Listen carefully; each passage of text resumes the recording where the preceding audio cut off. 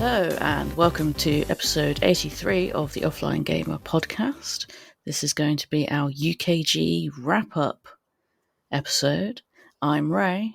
I'm Matt. And I'm Karen. Hello everybody. Hello Matt and Karen. Hello. Hi. It's been just over a week since UK Games Expo. Yeah, Already? have you recovered? Barely. Yeah, just about, nearly. I had to have 2 days off work last week because I was not feeling great. Oh, has your wallet recovered? No, well, that's never going to happen. Yeah, not in these times. Yeah. No. Yeah, we've already made a list of games that we need to play to decide whether we're going to cull them from our shelves before we've got room for the Expo purchases. So, yeah. Some of those I'm going to be inflicting on you next weekend when we have a games day. So. Delightful. Be warned. Fair enough. Yeah. Before we talk about specific games, then, what was everyone's opinion of the show this year compared to in the past? It was big. It was big. It was. I think it's, it's all much of a muchness when it's this sort of size. Yeah.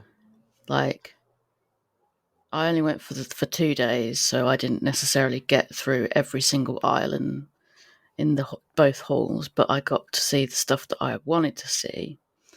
I could see that if you're only going for 1 day, you would need a very, very, very targeted list. Oh, absolutely. Yeah. And even then, you're not guaranteed to see everything because obviously there's no guarantee that when you get there, there's going to be a table free to demo or whatever. So. Yeah, there were a couple of things that we circled back on a few times, and they were just busy every single time. Yeah. There was the usual sort of organisational hiccups, shall we say. It's a bit not ironic. I can't think of the word, but holding the expo at a venue that is staunchly cashless and I suspect is going to get rid of their cash points. Yeah. And you have a lot of international vendors who have to take cash. It's kind of a bit at odds with each other. So I would have thought maybe in the future, if the NEC do ditch all their cash points, the expo is going to have to bring in like mobile cash points. Maybe. I bet you they won't want to do that. No. I mean, I think we were lucky because the international people we wanted to buy from mostly would take PayPal, so you could PayPal them the money. And I did that. And a couple of them were like, we need to add like an extra £1 or £2 to cover the fees. And I'm like, well, I'm just going to do it friends and family because it's not like I'm ever going to see you again anyway. So, Yeah. And the usual internet connectivity issues. And I don't think they were quite prepared for how busy it was going to be on the Saturday. No. Or indeed on the Friday because it was half term in the UK. So the kids were off school. So Friday was like a Saturday. Yeah, that's what I was going to say. Saturday was like worse than normal. Nothing we'd ever seen before. Yeah. I've not even seen Comic-Con that busy at the NEC. And Comic-Con is usually like rammed. Overwhelmingly busy, I think, is how I would describe Saturday. Yeah. And then the same problems that you always get with the NEC. It's hot. It's sweaty. It doesn't get cool at any point. No. But let's not give people the wrong idea. Although we're coming up with things that were, I wouldn't necessarily say issues, things that were suboptimal. Yeah. We had a great time. Yeah. Well, I did. I don't know. Yeah. It was a really good weekend. Yeah. I think they've improved on the amount of sitting down space. Yeah. Definitely. On last year. So there was a lot more sitting space. We didn't have to like hustle anyone off of a table when we wanted to have a sit down and a break. So that's an improvement on previous years. So there were, as I say, a couple the usual sort of organisational issues that are always going to plague something that size. Some of which from previous years have been sort of remedied, and they're just finding new ones. Yeah. Okay, let's get into the meat of the episode then, as they say, or the tofu of the episode if you're vegan. Is that a thing? I don't know. Anyway, moving on. The jackfruit. The jackfruit. Yeah, the jackfruit of the episode. Let's talk about Thursday. So Thursday, as per usual, was the press preview. Yeah. Yes. So we turned up, got our press passes, and this is where the first snafu of the weekend took place. Yes. So from what I gather from speaking to people, what was supposed to happen is that all of the press was supposed to gather outside a little sort of mini stage that they'd set up in Hall 3. They were going to present the judges' choices for the UKGE awards, which had already been announced 2 weeks prior. So it's not like it was a, suspenseful moment trying to figure out who's going to win each award. So we already knew that up front. So we were supposed to watch that, and then we were supposed to be let into the press area to speak to the exhibitors who had a table. But what actually happened was the staff didn't seem to know anything about the award ceremony and were just telling people to go straight into the press area. And so we were standing there because we were chatting to a couple of people and we were talking about the awards. But a lot of the other press people were just already mingling and looking at exhibitors' tables. So they did manage to get a few people around because they got Luke Guy. Is it Luke Gygax? I think he did he Maybe. served as a PA system when the actual He PA didn't need system it. He was like John Robertson. He doesn't need a microphone. He just yelled at the press people saying, "The award ceremony is about to begin," and a few people then turned up. Not as angrily as you made that sound. No. He was very polite and lovely. But yeah. So yeah, we watched that. We saw people get awards. We did some polite clapping.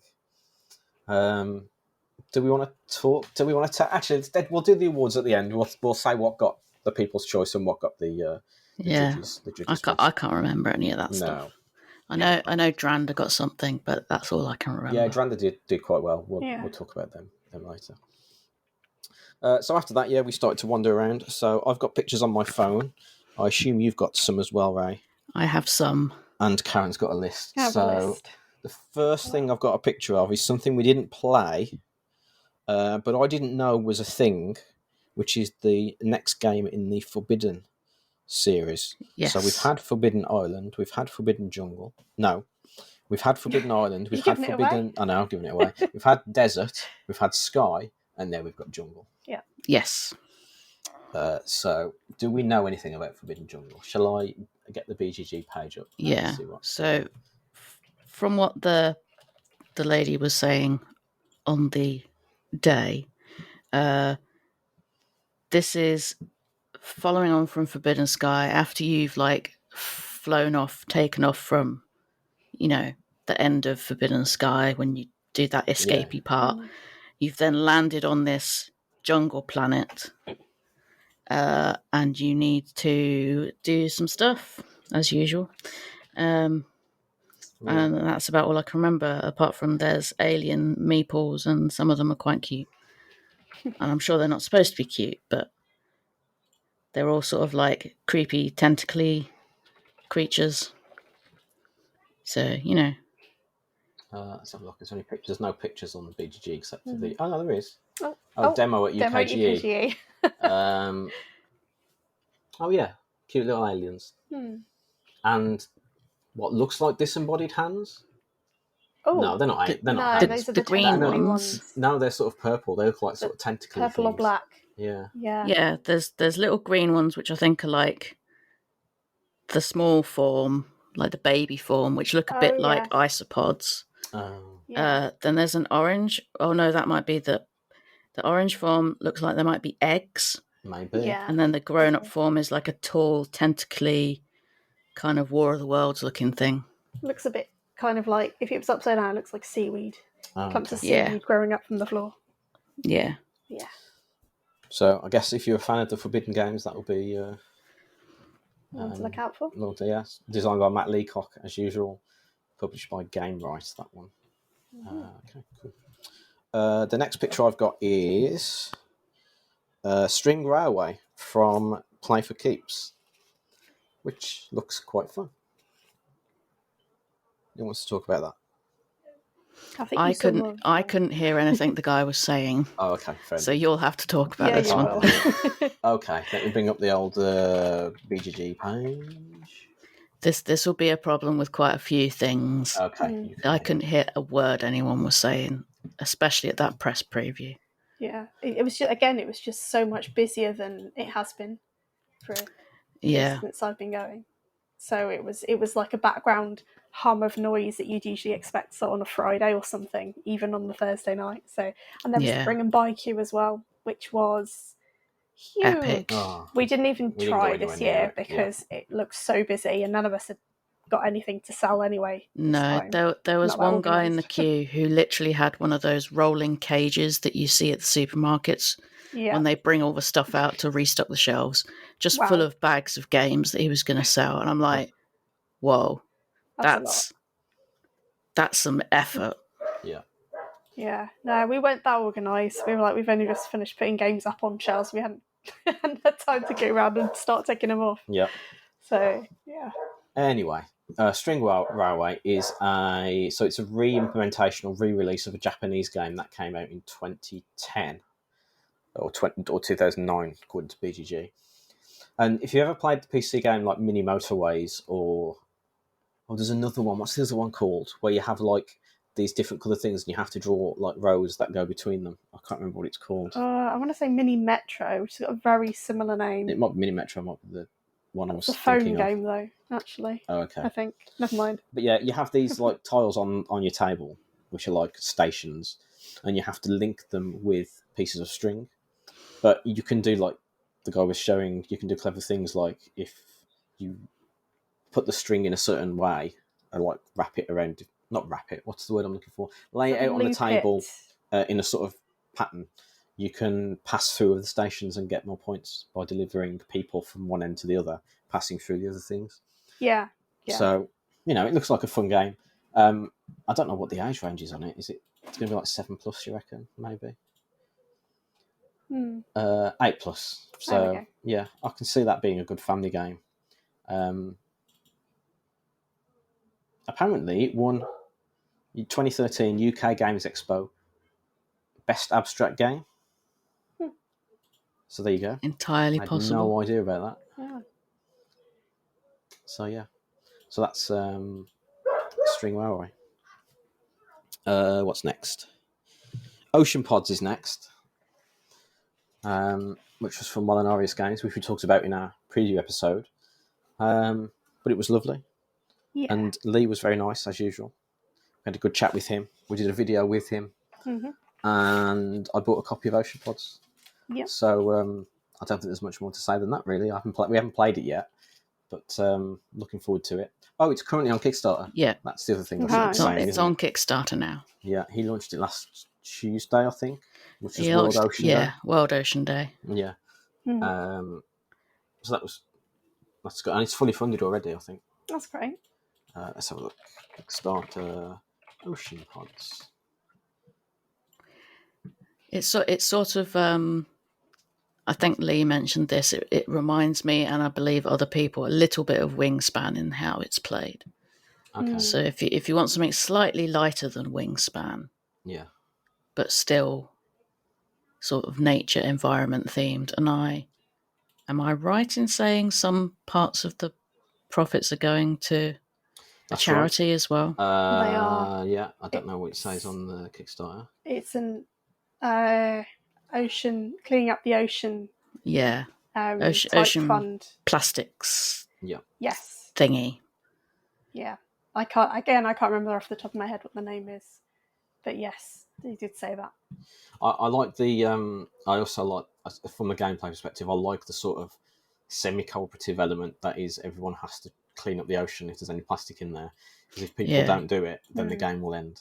And, and so it's like, okay, I don't want to do it because I need to get more points. But if I don't, the game will end and I'll definitely lose. So it's a good mechanism to get in there. Yeah. If you want to know more, video is on our YouTube channel. And I must apologise for the sound on that one because I think my mobile phone or someone's mobile phone was too close to the receiver, and it kept interfering with the audio signal. So I've cleaned it up as best as I can. But that's the only one so far that doesn't have great audio. It sounds a bit like you're under the ocean. It does a bit. As you're. Next one I've got is Mycelia, which is another one we've got a video on. Yep. Now, I really like the look of this. I think we all did, didn't we? We all did, yeah. Yeah. A game about mushrooms. Yep. Mushrooms and their mushroom kingdom. Is this Mario? Is that Mushroom Kingdom? No. Not those mushrooms. Different mushrooms. Different mushrooms. Real mushrooms. Real mushrooms. Yeah. That was all British Isles ones, I think. Yeah, very accurate illustrations of said real mushrooms. Yeah, the artwork was amazing on it. And again, there's a video on our YouTube channel on that one. So if you want to find out more, just watch that. But that's coming to Kickstarter later this year, if I remember correctly. And, yes. It looks so nice. And if you like mushrooms, he's also got lots of illustrations of mushrooms that he does and sells on his website as prints. So there was on the stall. There was a print of. It was like an identification chart, and it just had just full of all the mushrooms. Yeah. I don't know if he's selling that one. Last time I checked, he was only selling the individual prints. But let's have a look. I wasn't sure if it was in there, but it certainly made a statement. It was one of the first things I think that drew my eye to the stall. Just seeing all the art. Yes, he's just selling them individually. So if you want a print of a shaggy ink cap or Satan's bullet. Yeah. Bullet. Yeah. I don't know my mushrooms well enough to know if that's correct. Or a panther cap. They are £16 each, or you can get 2 for 30, 3 for 40, or all 8 for £90. So if you want to decorate your home with mushroom pictures, that's the place to go. Splitstone Games. Splitstone Games, yeah. And yeah, just as coming soon on Kickstarter. So yeah, Mycelia looks awesome. The next one we looked at from Team Custard Kraken, who we've had on the podcast before. What was this game called? Was it Whiz and Bang? Whiz and Bang.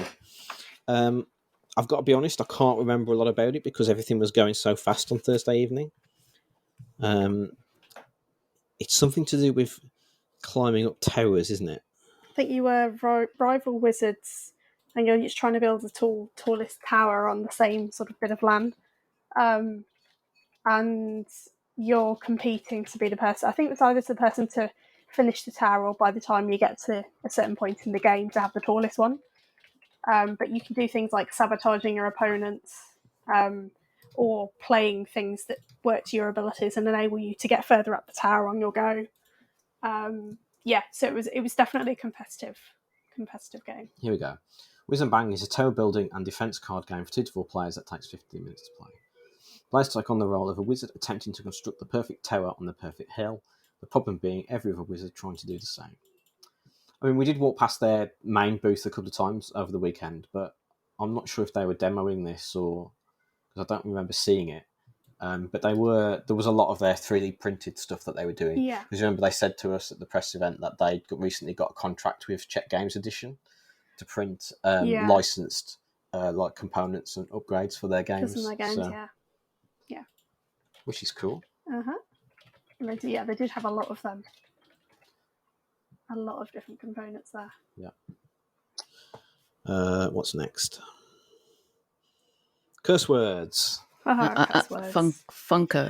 Funko were next, were they? Oh yeah, you went to see Funko. Would you like to tell all the lovely listeners what happened to you at the Funko table? So I went over to the Funko. Well, we walked past it, and I said, I think you guys went to look at Whiz and Bang, and I said, I'll just go and grab a press release because they were just on the table. A chap handed me the press release and then handed me a catalogue, and I was like, I think we're booked in to see so-and-so tomorrow on the Friday. I just bashed my mic.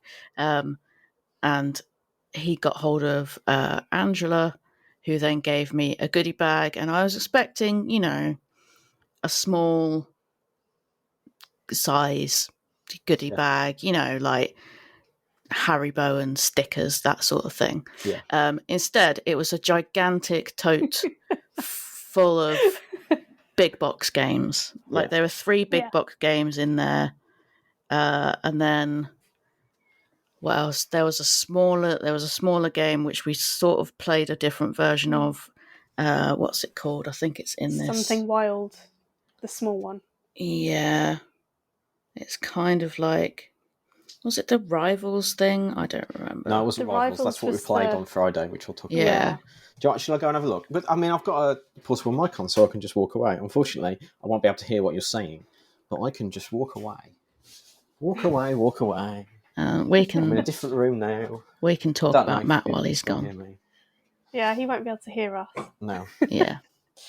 But yeah, that was we sort of turned around when you were there with this huge bag, and where did that come from? Yeah, I wasn't expecting it, and I was like, okay, this is actually quite heavy. Put my headphones back on. Sorry if I was talking over you, but I couldn't hear anything. Right, what we got here? We've got. Where's the wild game? That's the one that we were talking about. And it's not Something in here. Wild. It is. It's the tiny one. It is in there. Is it in there? Have you put it back in? There yesterday. Where is it? Are you sure? Oh yeah, I can see it's down the side. Yeah, Something Wild. So we've got the Indiana Jones one, which has got a cute little Funko figure of Indiana Jones. Yeah. We played I think it was the original trilogy, Star Wars original trilogy version is the one that we had the demo of. Yeah. Yes. It's just a fun little card game.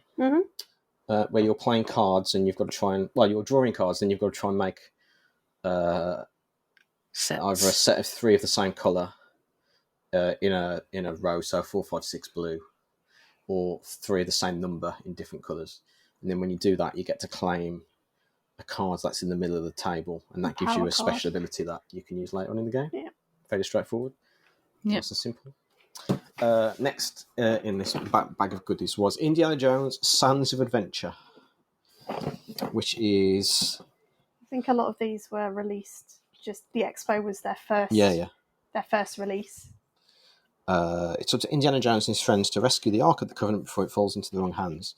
Scour ancient tanners to find the elusive relic while building up your strength and resources. But beware, if the sand timer suddenly swings over, it triggers a race to survive. Yeah, there's a giant sand timer, and I guess it'll randomly flip upside down. Well, not randomly, presumably when it runs out, but... It looks like it's got buckets, so I'm guessing that you can do actions in the game, and you can put little pawns and things in the buckets at the top or the bottom to stop it from... To weight it. Yeah. So that will sort of play into it. That looks quite fun. Interesting. It does look quite fun. I have to say, and there's some minis in there as well by the looks of it. Yeah. Plenty of cards. Next up is the Funko reprint of Big Boss, which I was quite interested in, which is a game about industry, and you're... I don't know if you're building the skyscrapers, but it's got lots of nice, lovely... Yeah, it must be. You've got all these little plastic pieces that you can put on the board to build it's a little bit skyscrapers. SimCity in, like, 3D-ness. Maybe, yeah. But I've not come across this one. You said it's a reprint. I've not heard of it. I've not heard of it before this. I only know it's a reprint because I looked it up. Yeah. Because it originally came out quite a while back. Just knocking over some stuff. Just destroying the studio space now. Yeah. And the last thing is the 25th anniversary edition of Cranium. I don't even know what Cranium is. I've never played it. Neither have I. It looks like a sort of general knowledge type thing, but with extra steps. Like there's drawing and there's clay, so you can do modelling and... I want to put it in the same charades. category as games like Articulate and Trivial Pursuit. Yeah. Sort of like family party games. This is definitely a mass market game. Yeah. I think there's no doubt about it. Yeah. Can you sound like a rainforest, perform glass blowing, sculpt a taco, or draw a motorcycle with your eyes closed? The outrageous game of sketching, acting, humming, sculpting, picture puzzling, and word unscrambling is back with a brand new laugh out loud fun for everyone. Oh, with brand new laugh out loud fun for everyone. Sorry. It's got 800 all new questions. That's a lot of questions. There's ones on the back. So, which is a cricket ball, and there's pictures of 3 balls, and you just have to say which one's a cricket ball. So yeah, it's general knowledge, but with lots of different categories. So that's cool. Let me just put all these back.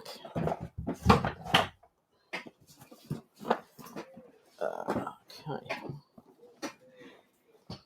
So that's Funko. We might as well talk about them, what we did at the Funko stand on Friday then, when we went to see them. Yeah. So we met the guy who was the head of Funko Games. I forget his name now, but he was very tall. Yeah. Stephen? maybe. Yeah, possibly. And we played the Star Wars version of Something Wild. Yeah. And we also played, what was it called again? Star Wars... I want to say Star Wars Rivals, yeah. Rivals. So this reminds me a lot of Marvel Snap, if anyone's played Marvel Snap, in that you've got 3 locations in the middle of the board. And then each player's got 3 different characters who have different amounts of attack or skill points, whatever you want to call them. And you're playing your characters to different locations to try and win the location and gain its power. I think that's pretty much it, isn't it? And you just keep on doing that. Yeah. One plays the light side, one plays the dark side. But I actually really liked it. I like the little minis. The minis are cool. I like the little Darth Vader and the little Luke Skywalker. But I thought the gameplay was pretty straightforward as well. It's the kind of game I think my eldest nephew would enjoy. Yeah. Because it's not too difficult, but it's got a bit of strategy. And yeah, he'd probably like it because it would remind him a lot of the digital card games that he plays online. Anyone have anything to add? No, it's just... I think that's a fairly good summary. Yeah. Did we look at anything else with Funko while we were there? We didn't actually look at it, but I think they were selling the Ted Lasso party game, just for kind of contemporary. If anyone's interested in Ted Lasso. In Ted Lasso, there is a Ted Lasso party game that Funko sell. Oh, okay. Ray, you were disappointed, weren't you? Because they didn't have the Jurassic Park game. Yeah. I think they're saving it. Well, I think they're saving it for Gen Con. Yeah. They definitely mentioned some Jurassic Park stuff coming out later this year. So. Right, let's get my pictures back up. Now it's curse words. Yeah. So, did you go over and have a chat with him, or was that... I think it was you first. Was it? Yeah, it was me first, and then I sort of dragged you over on the basis that he's from Warsaw, and so are you. Yeah. So that was Ian. Again, we did a video with him over the weekend, all about curse words. Fun little party game where you're dealt a hand of letters and a couple of prompts, and you have to try and come up with a funny answer for the prompt. You put the cards in front of you face down, and then everyone reveals their answers, but the way the answer revealing work is you just reveal one letter at a time and see if anyone can guess what you've put down. And if people guess, I think they get points. And I don't know. I can't remember if there's a voting phase for which one people like the best. There is. There was a vote. Yeah, there was a voting phase for. Yeah. The end of the round as well, so it's like double chance for points. Yeah. And you don't have to use curse words. But sometimes normal words are funnier. But yeah, the theme of the game, it's a little sort of Cards Against Humanity-ish with the prompts that they give you, I think. Yeah. Not quite as extreme as Cards Against Humanity, but yeah, it's probably not one to play with like grandparents necessarily, or well, you just have children. to make sure you filter the prompts out to the not horrible Although ones. having said that, I think they do have a children's or a more family friendly version as well. Oh, do they? Which we didn't see. I've got a feeling there was something on the stand about that, unless I'm sure I saw something. I'm gonna look that up now. Honestly, I can't remember. X-Mad.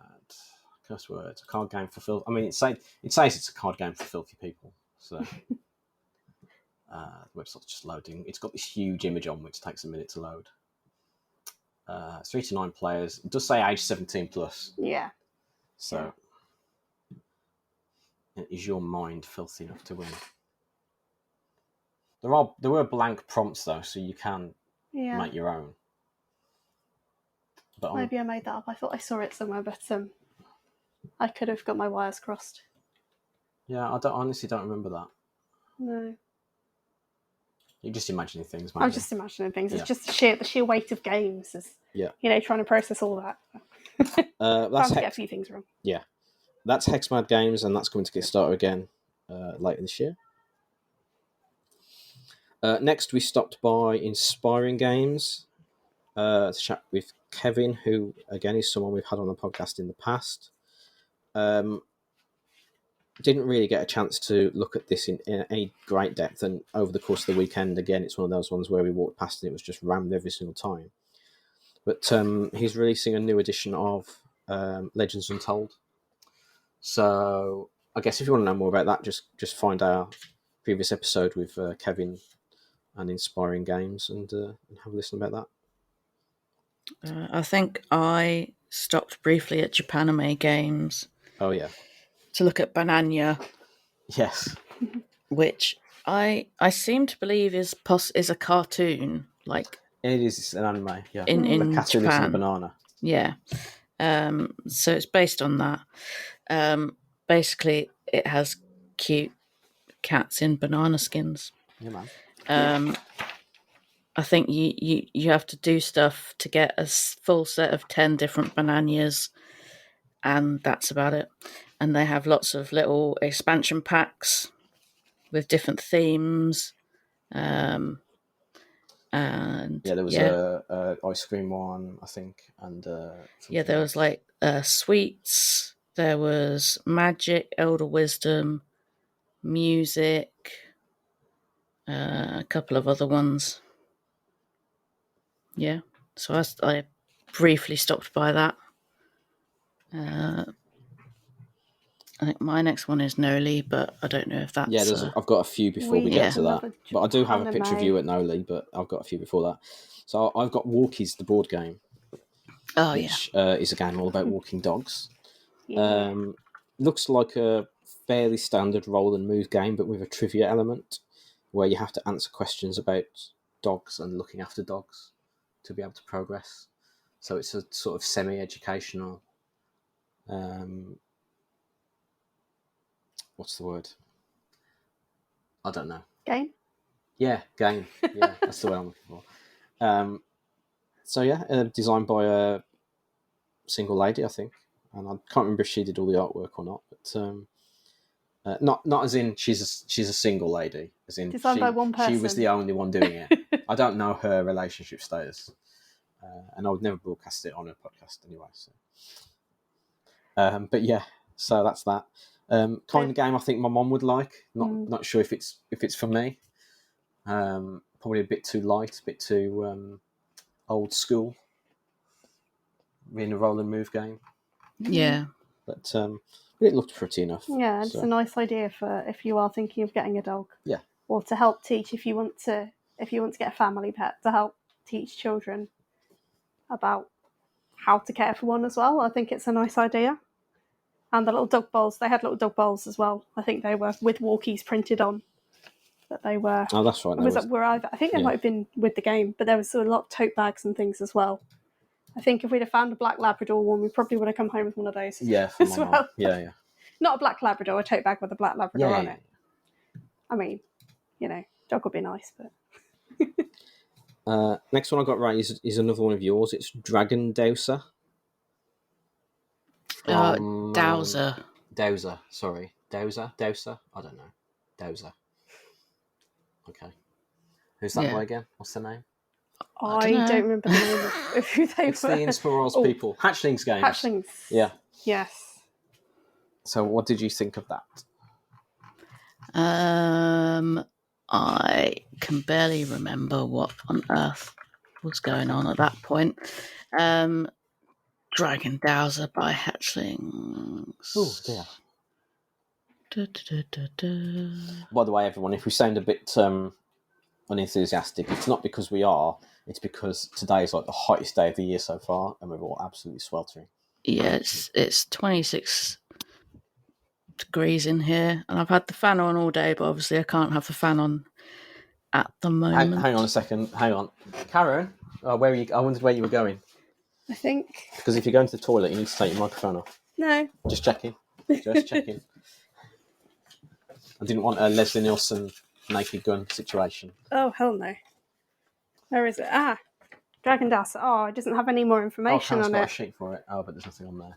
It just says live now on Kickstarter. Well, there you go. That is more information than we had a minute ago. So. Yeah. From what I understand, you have to save the last of the dragon eggs from the bad guys. Okay. Something like that. But I can't remember anything mechanic-wise apart from... No, nothing. That's right. Sorry.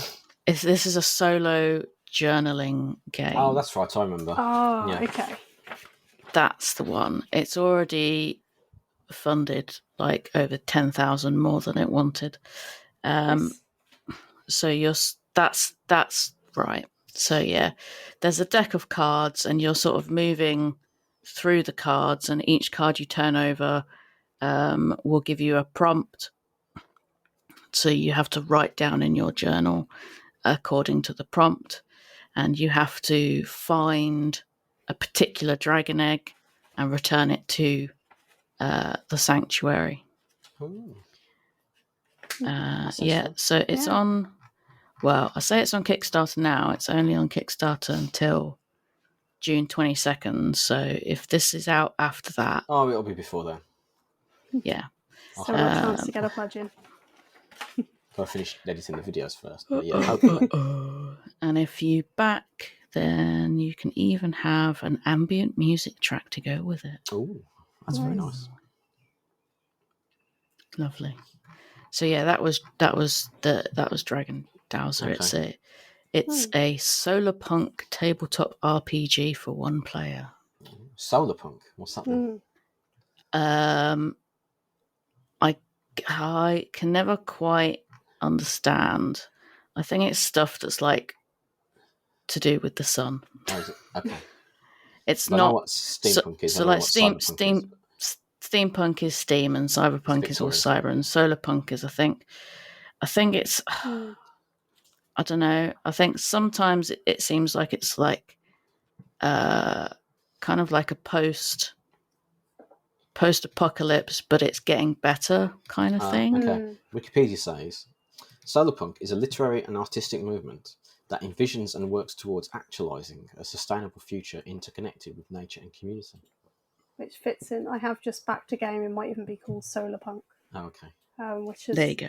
Yeah, very. This is I say backed. I've just I have backed. But it's a digital game on Kickstarter, and that very much describes the aesthetic. Okay. So yeah, that fits. Cool. Right. So next we saw Chris Bockey, who's fast becoming a friend of the show because we see him everywhere now, and he pointed us towards a game called Platypus by Full of Rage Games, which is we actually went back and played this on Sunday when you weren't around, Ray, but this was good fun. So we enjoyed, the story of this is that you're playing one of a mad scientist who has been tasked to go out and find interesting animals, and the way you do that is definitely not by getting a head, a torso, and a rear from different animals and splicing them all together. You're absolutely definitely not doing that. No. That would be bad. You're not doing that. You're legitimately finding these creatures out there in the wild. And then what you've got to do is you present your creature to the rest of the table, and everyone's got a hand of cards with different things in, and so you have to say to one of the other players, can you, for example, tell me what kind of noise this animal would make? Or can you walk like this animal? Or if this animal was to suddenly find out the bleakness of existence, how would it react? Things like that. So everyone does that, and then you all vote on who did the best job, and then there's a final round where all of these parts of the animals have got dice on them. So one of the head might have a 1 and a 5, the torso might have a 2 and a 2, and the rear might have a 4 and a 6. And what you've got to do is you've got some dice and you have to keep rolling them to place them on the various parts. And the more times you do that, the more points you get. But what happens is if you roll the dice and then you can only place 1 or 2 or none, and you've still got some left over, you have to do an action with the other players to allow you to roll again.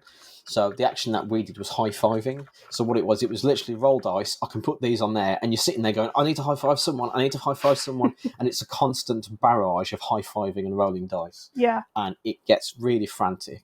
Yeah. But it is so much fun. In a good way. Yeah. Yeah. It is. I'd never have thought that, rolling dice and high-fiving people would be so much fun. But it really was. Yeah. And they had really good questions, actually. Again, like, I think some of the questions that came up, I wasn't expecting. It was like, let's see what we have. Why did this animal eat your mortgage agreement? Was one of the prompts that I had to ask. And some of them were more normal. That I think there was a big kids side and then a children's side. So yeah, there wasn't an adult side. It was big kids and children. What does this animal's poo smell like? I think that was another one. That was probably yeah. I think that was another one. The children's ones. I think also there was another round we missed out about what do you like most about being a scientist. So it's a little bit storytelling as well, and I can't remember what we all said, but it combined a few different elements in there. But considering that, it played relatively quickly, I think. Yeah, I think we were done in less than 10 minutes. Yeah, it just flowed really well. None of the rounds are too long, but we hadn't really picked up on it before we got to the expo, and I think it was one of those nice surprise ones that you always get. There's always things that you never pick up on because there's so many different games to wade through when you're trying to pick what to look at on paper. And yeah, it was a really good recommendation. Yeah, it was good. So that's coming to Kickstarter again. That's another one we did a video of. So I have this one of the ones I haven't done yet, but hopefully by the time people hear this, it will be on our YouTube channel. So that's Platypus from Full of Rage games. Yeah. So. Next up, we spoke to Oliver, the story master himself. Just had a brief chat with him about upcoming plans for the Story Master's Tales. He had some of his nice new hardback editions of the Weirding Woods and Draco Deep Dungeon and everything in front of him. So, the future is bright for Story Master's Tales. Mm-hmm. Then we swung by Unfringed Things and saw Chris and Zuli. And he had some lovely little plush animals on his... Oh, the plushies. Yeah, they were beautiful, weren't they? They were lovely. And so I've got a picture here of a red panda plushie. Wish I'd bought one, but there you go. And they had a special promo card that they were giving away this weekend, Ray, I believe. Yes, there was the unicorn. So did you manage to pick one of those up? Yes, I ended up with 2, actually. Oh, really? Because I got one at the press preview and then I got one in addition to the expansion upgrade pack that I bought on one of the days. I don't remember what day. Friday or Saturday, we don't know, do we? It's all a blur. It's all a blur. Yeah. A good blur, but a blur. But I'm glad to see Zuli doing so well. Yeah. Lots of people really like it. Yeah, it's a good one. We enjoyed it last year. Yep. Next, I've got a picture of Bamboo, which I looked at because I like the aesthetic, but I can't remember what the game was about. Was this De Vere? This was De Vere. Was it De Vere? I think. No, it's called. Yes, this is De Vere. Yes, you're De right. Vere, Sorry. and they also had Savanac or Savanac Forest, I think, depending on the edition, the language of the edition. I think maybe. Okay. But it looks nice. But yeah, I can't remember a thing about it. No, we had a brief look, but I think we didn't manage. They're one of the ones that we maybe didn't manage to get back to over the rest of the weekend. Okay. So I've got you next, right? And it's Noli. Yeah. So I think this was the last game we looked at on Thursday. It might have been. I think we did it just as we were heading out. Yeah, it is. Yeah, so this is a game that is named after a city in Italy that was known as the Fifth Maritime Republic. And it is based on the competitions that they used to have for who got the best fishing spots. So you would have, so in the game you're playing your different, I don't know, fishermen's families, whatever, and you have this. I think there's 3 different elements. So you're fishing. You're also trying to build a tower to build the highest tower, and you're also trying to advance along the city track to try and get yourself to, I think it was a castle, maybe, I can't remember. So there were sort of 3 different vectors that you've got to kind of keep an eye on. And I believe if somebody makes it all the way to the castle, then the game ends. Otherwise, I can't remember what the win conditions were. But yeah. And mostly I just fell in love with the concept of going to this city on a holiday.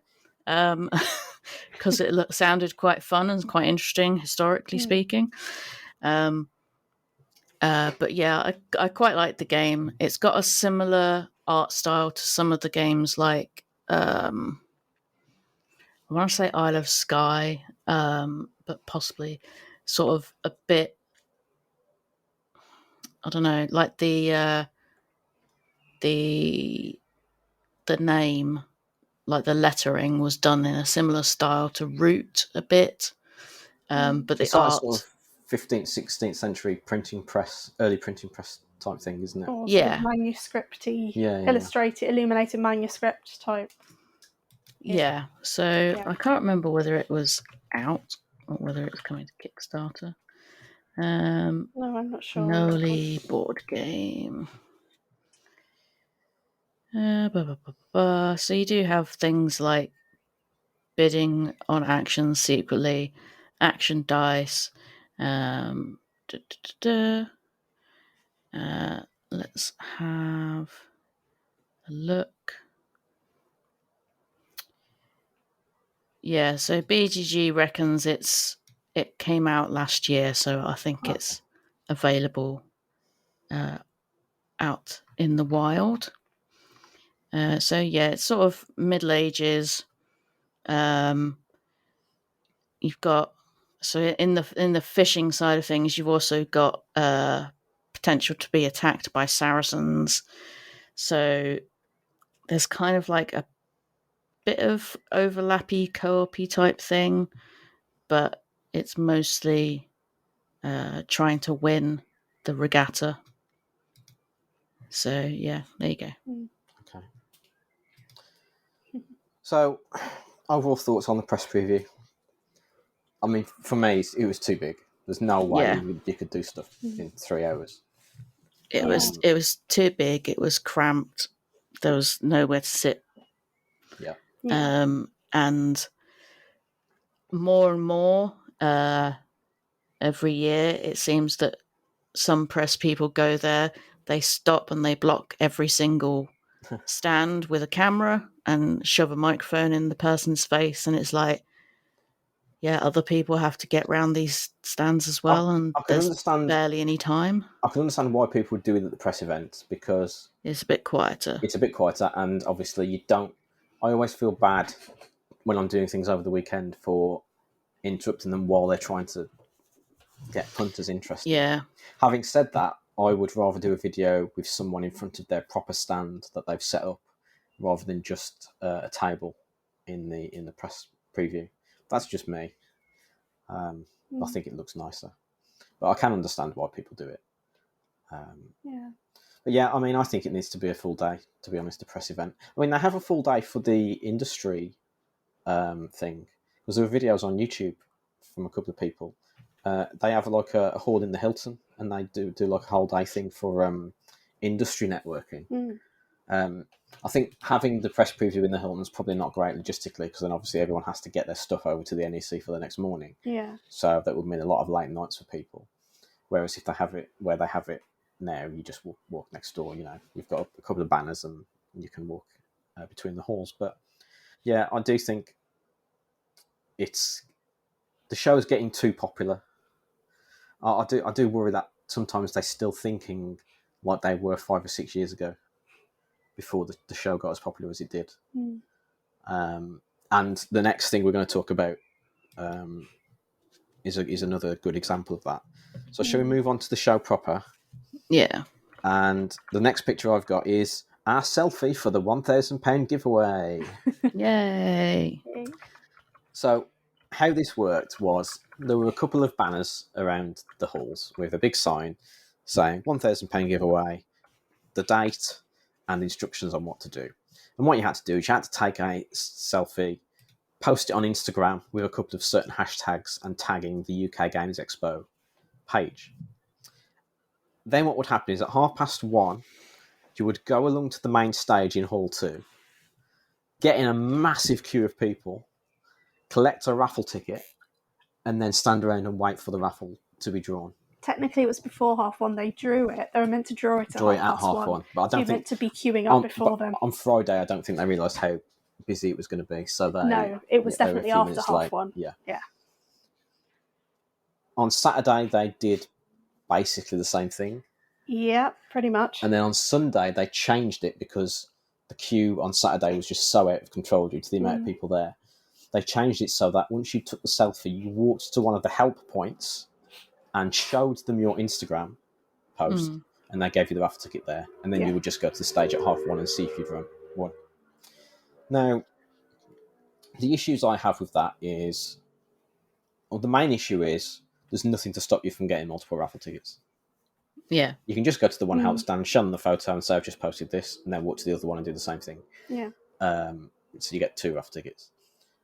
I think it would be much more sensible, if everyone's... And they've also got this thing where if you've got a raffle ticket but you haven't done the Instagram post, and you get on the stage and you haven't done it, because they check at that point, you have to walk back out and give the walk of shame because you don't actually have the right thing you need to win the raffle. What I think they should have done is chosen a more unique hashtag, because if you look on Twitter, on Instagram, there were lots of other posts with the hashtag 1000 giveaway that were nothing to do with Expo. Yeah. They should have chosen a more unique hashtag and used one of those random hashtag picker things to pick someone. And they could have basically said, if you're not at the stage, we'll give you 2, 3, 4, 5 minutes to get here. If you don't get here, then we'll choose someone else. And the PA system, they could put it on the PA system to stop everyone having to crowd round. Because it was, you just couldn't get through. Like, if you were trying to get... The food stalls were... I think the food was at the other end. So if you were trying to get food and you tried to go through them, where you'd just be stuck in a huge queue. It wasn't probably very safe, I guess. Yeah. The number of people that were there. So it was a great idea. Yeah. But I just think that they weren't... I think it's another example of because of the roots of where the Expo came from. Yeah. It's just another one of those where they're thinking a bit as if they're still a smaller event. I'm not criticising them too much because I don't think anyone realised how busy Saturday was going to get.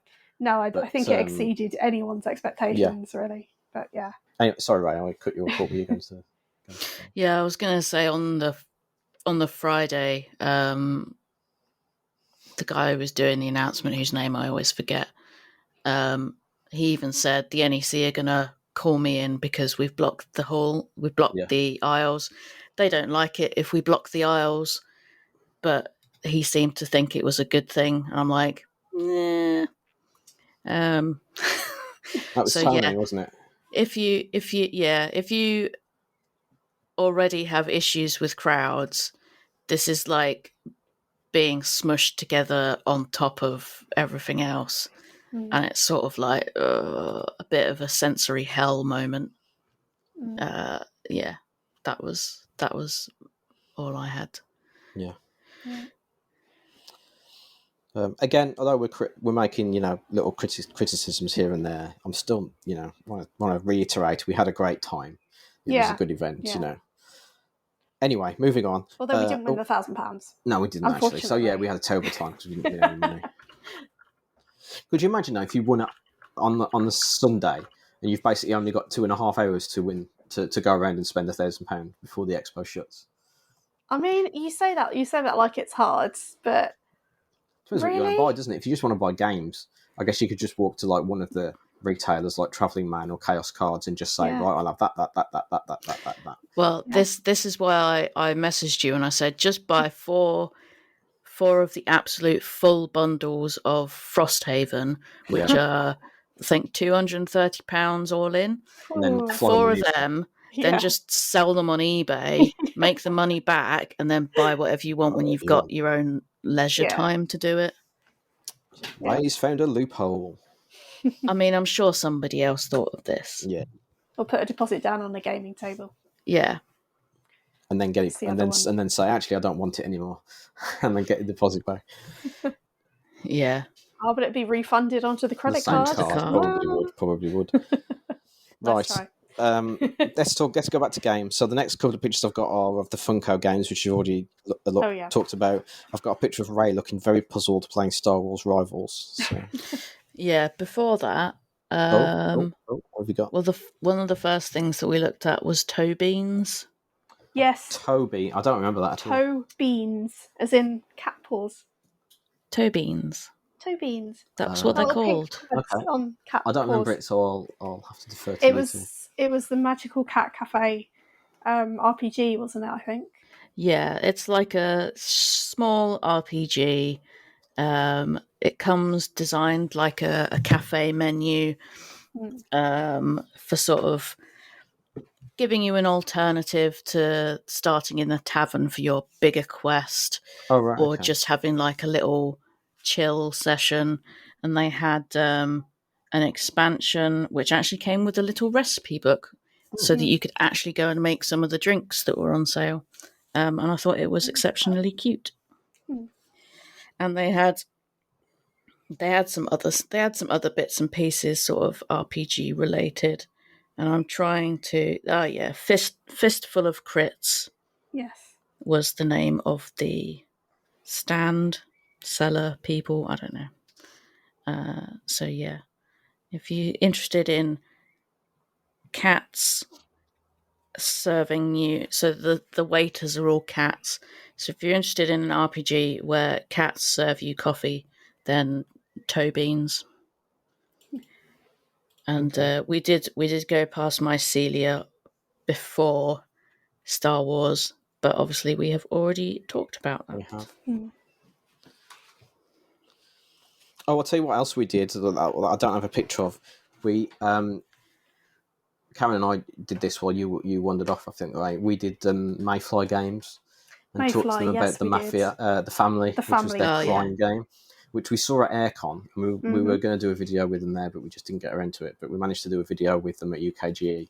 So, watch that video. We had a very interesting chat about AI and how they use students to do some of their work to give them a leg up in the gaming industry, because they can use them as references and put them on their CV that they've done art for a published game. So that was quite nice. Oh, that's nice. But if you want to know more about the family, the game, then it's on our YouTube channel. So the next thing I've got then is Cats and Boxes by Smart. Is that Smart? Smart Gaming. Smart Games. Smart Games, yeah. Yeah. So you played this, Ray. You played Cats and Boxes. Yes. It's like a... would it be a... I don't think it'd be dexterity. It's just a puzzle game. Yeah, so you have 4 tiles which have boxes on them. And then I think there's 5 cats. And then there's a little puzzle book. So you arrange it so that you put the cats in a certain place, and then you put the tiles in a certain place, and then it gives you a number of moves that you have in order to move the tiles so that all the cats are in boxes, which is basically as much as I can explain it. We did a couple of the beginner ones, and then we skipped a couple of pages and did a slightly harder one, which took us slightly longer. Yeah. So it starts off with do it in 4 moves, and I think at the very, very, very back of the book there was 33 moves. Yeah. And I think I would probably get lost and forget what on earth was going on if there were that many moves to make. So yeah, it was very cute and quite fun. Yeah. And then what was the other one we played on their stand with the coloured blocks? Yeah, the Genius Square. Genius Squares. Yeah. Which is kind of like puzzle Tetris. I guess so. You roll some dice and it gives you like positions that you have to put these little wooden blocks on the cube. So A1, B3, C5, whatever.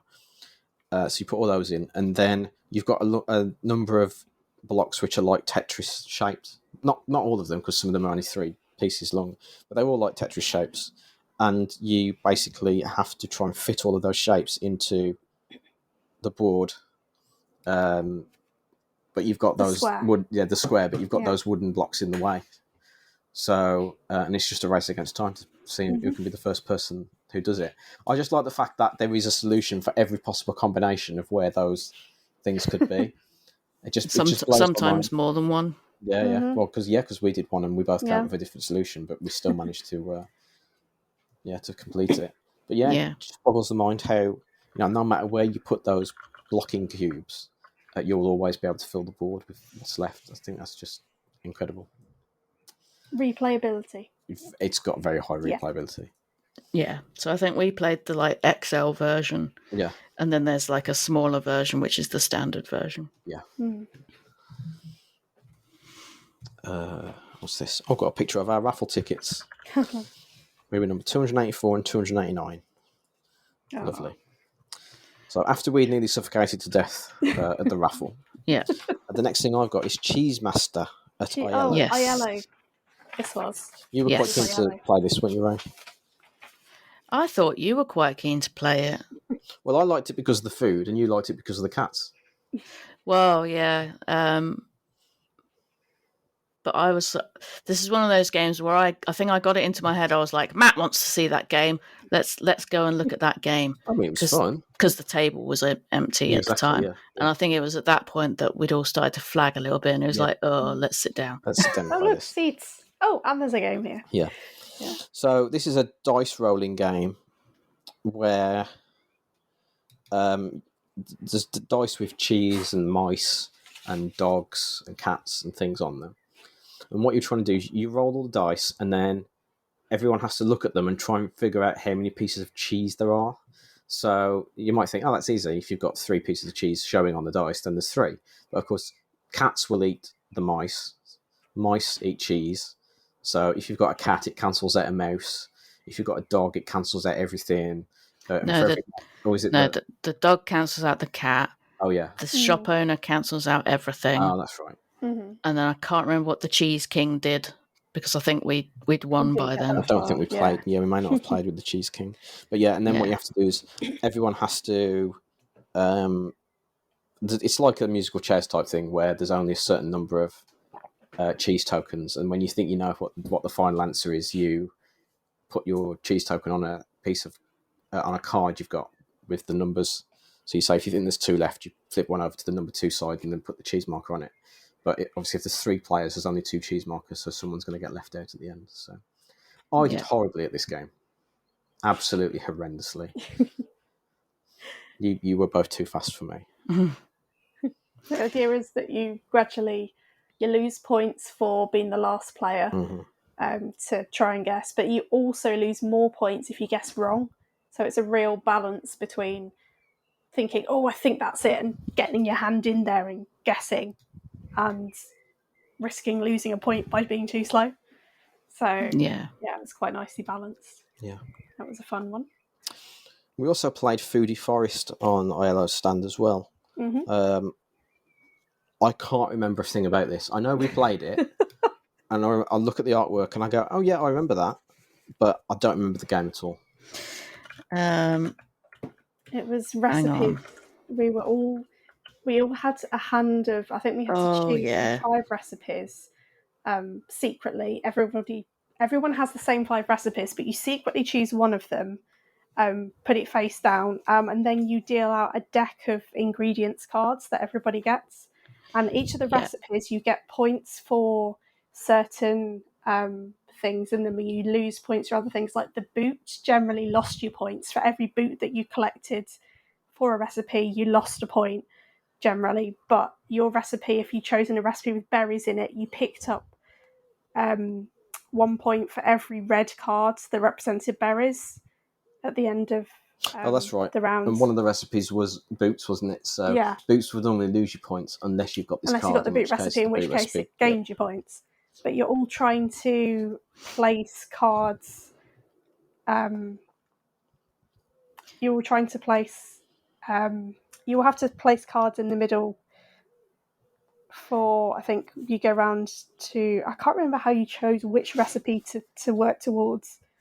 But when somebody gets to 10, they win that trick. But if you've got the boot recipe and your opponent's got the berry recipe, you're going to be wanting more boots down. Your opponent's not going to be wanting boots, but you don't want berries and the other ingredients because they lose you points. So it can be a case of, I'm going to go under 10 to make sure someone else has to pick it up. Yeah. For the recipe. So yeah.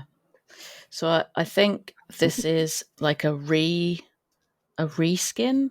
I don't know, of Too Many Cooks. It does say it's a Reina Knizia game. It is, yeah. Yeah.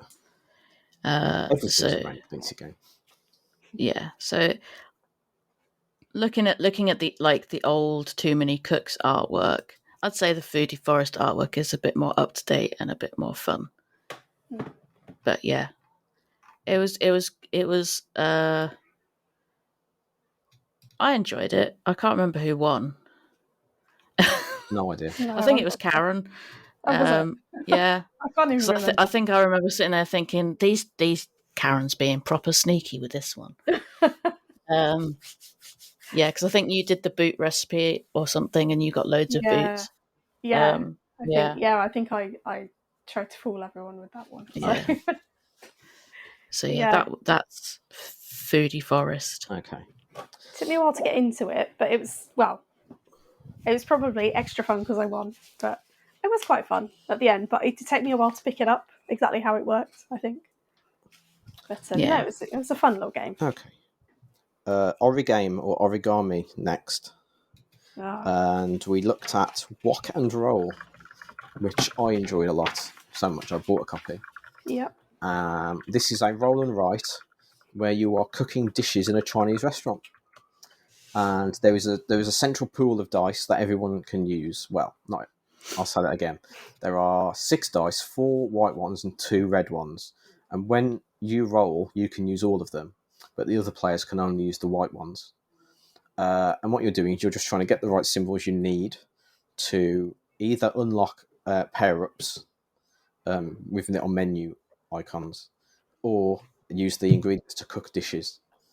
And we played the basic game. There's a basic and an advanced game, and an expansion, which we haven't touched yet, which we also bought a copy of. Yeah, happy early birthday. Thank you.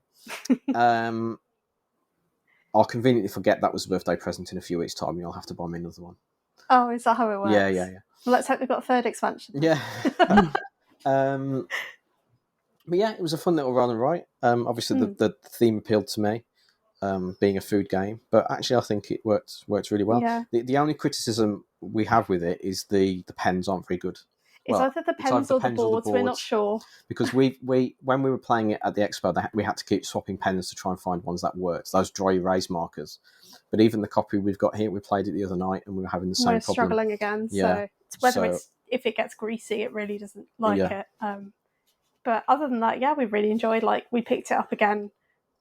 Like you say, we played it the other night, and it's really nice little game. It's not too long. It's not too difficult. Well, it is trying to work out what you can make with your dice, but the underlying principle mechanics is not hard. Yeah. Roll, see what you've got, and write things down on a cardboard player sheet. Yeah. The other thing I like is the insert of the box is a wok, and you can use the wok as the dice tray, which is quite cool. Did leave us with a bit of a craving, I think, for Chinese takeout after that. Yeah. Which we've kind of obliged tonight. Well, some of it was Japanese we had tonight, but yeah. they had a couple of other games that we didn't look at, but they had Was it Buffet Boss? That was like a dexterity game. Yes, Buffet Boss. What else did they have? Plantopia, which they don't think they had any copies of, did they? I don't know what that is. It was I think they had it to sell, but they didn't have it to play. Right, yeah. Yeah, but they had a banner for that. When we went back to buy the expansion on Sunday, we met the owner / designer who gave us a free copy of Reef Rescue to play, which is a fun little game where it's like one of those, you know, the game where you have like a grid of squares and they're all upside down and you have to flip 2 over to find 2 matching ones. It's sort of like that, but a bit more advanced. So each player has got 2 cards that have got moves they can do. And one of the moves is you can select 3 cards in a row, either horizontally or vertically. Another one is you can choose cards at random from all over the place. Another one is that you can look at a couple of them and then put them back, things like that. And what you're trying to do is you're trying to find not fishes, which are just like there's so many fish on a tile, so you get that many points. You can try and find the big fishes, which are spread across 2 tiles. And so if you find both of the sides of it, you can claim that and you get more points for that. Or you can try and find the coral reef, which is 3 tiles. 3 tiles, but you have to collect them. Is it together in one? Oh, you always have to. Yeah, you always have to collect them in together. one turn. Yeah, and that's like 15 points. Yeah, but some of them there's a bit of push your luck as well because, and some of them you can keep going until you decide to stop. But if you accidentally flip over a trash tile, then you have to stop straight away. Again, it's another. There's a lot of ocean, like clean up the ocean style games. There is at the moment, isn't there? Yeah, at the moment. So, but this is another one of those. But, yeah, but I really enjoyed that. Yeah, we've also tried that since we got home because we looked at it. We noticed it, I think, when we went to the stand, but we didn't play it, and it just happened to be there, and we just offered a copy as when we got the expansions. He looked at our passes and said, "Oh, are you reviewers?" And I say, "Oh, we do a podcast on YouTube channel," and he just reached over and said, "Try this, you'll enjoy it." Oh, okay, thank you. But he was right. We did enjoy it. We did, yes, we did.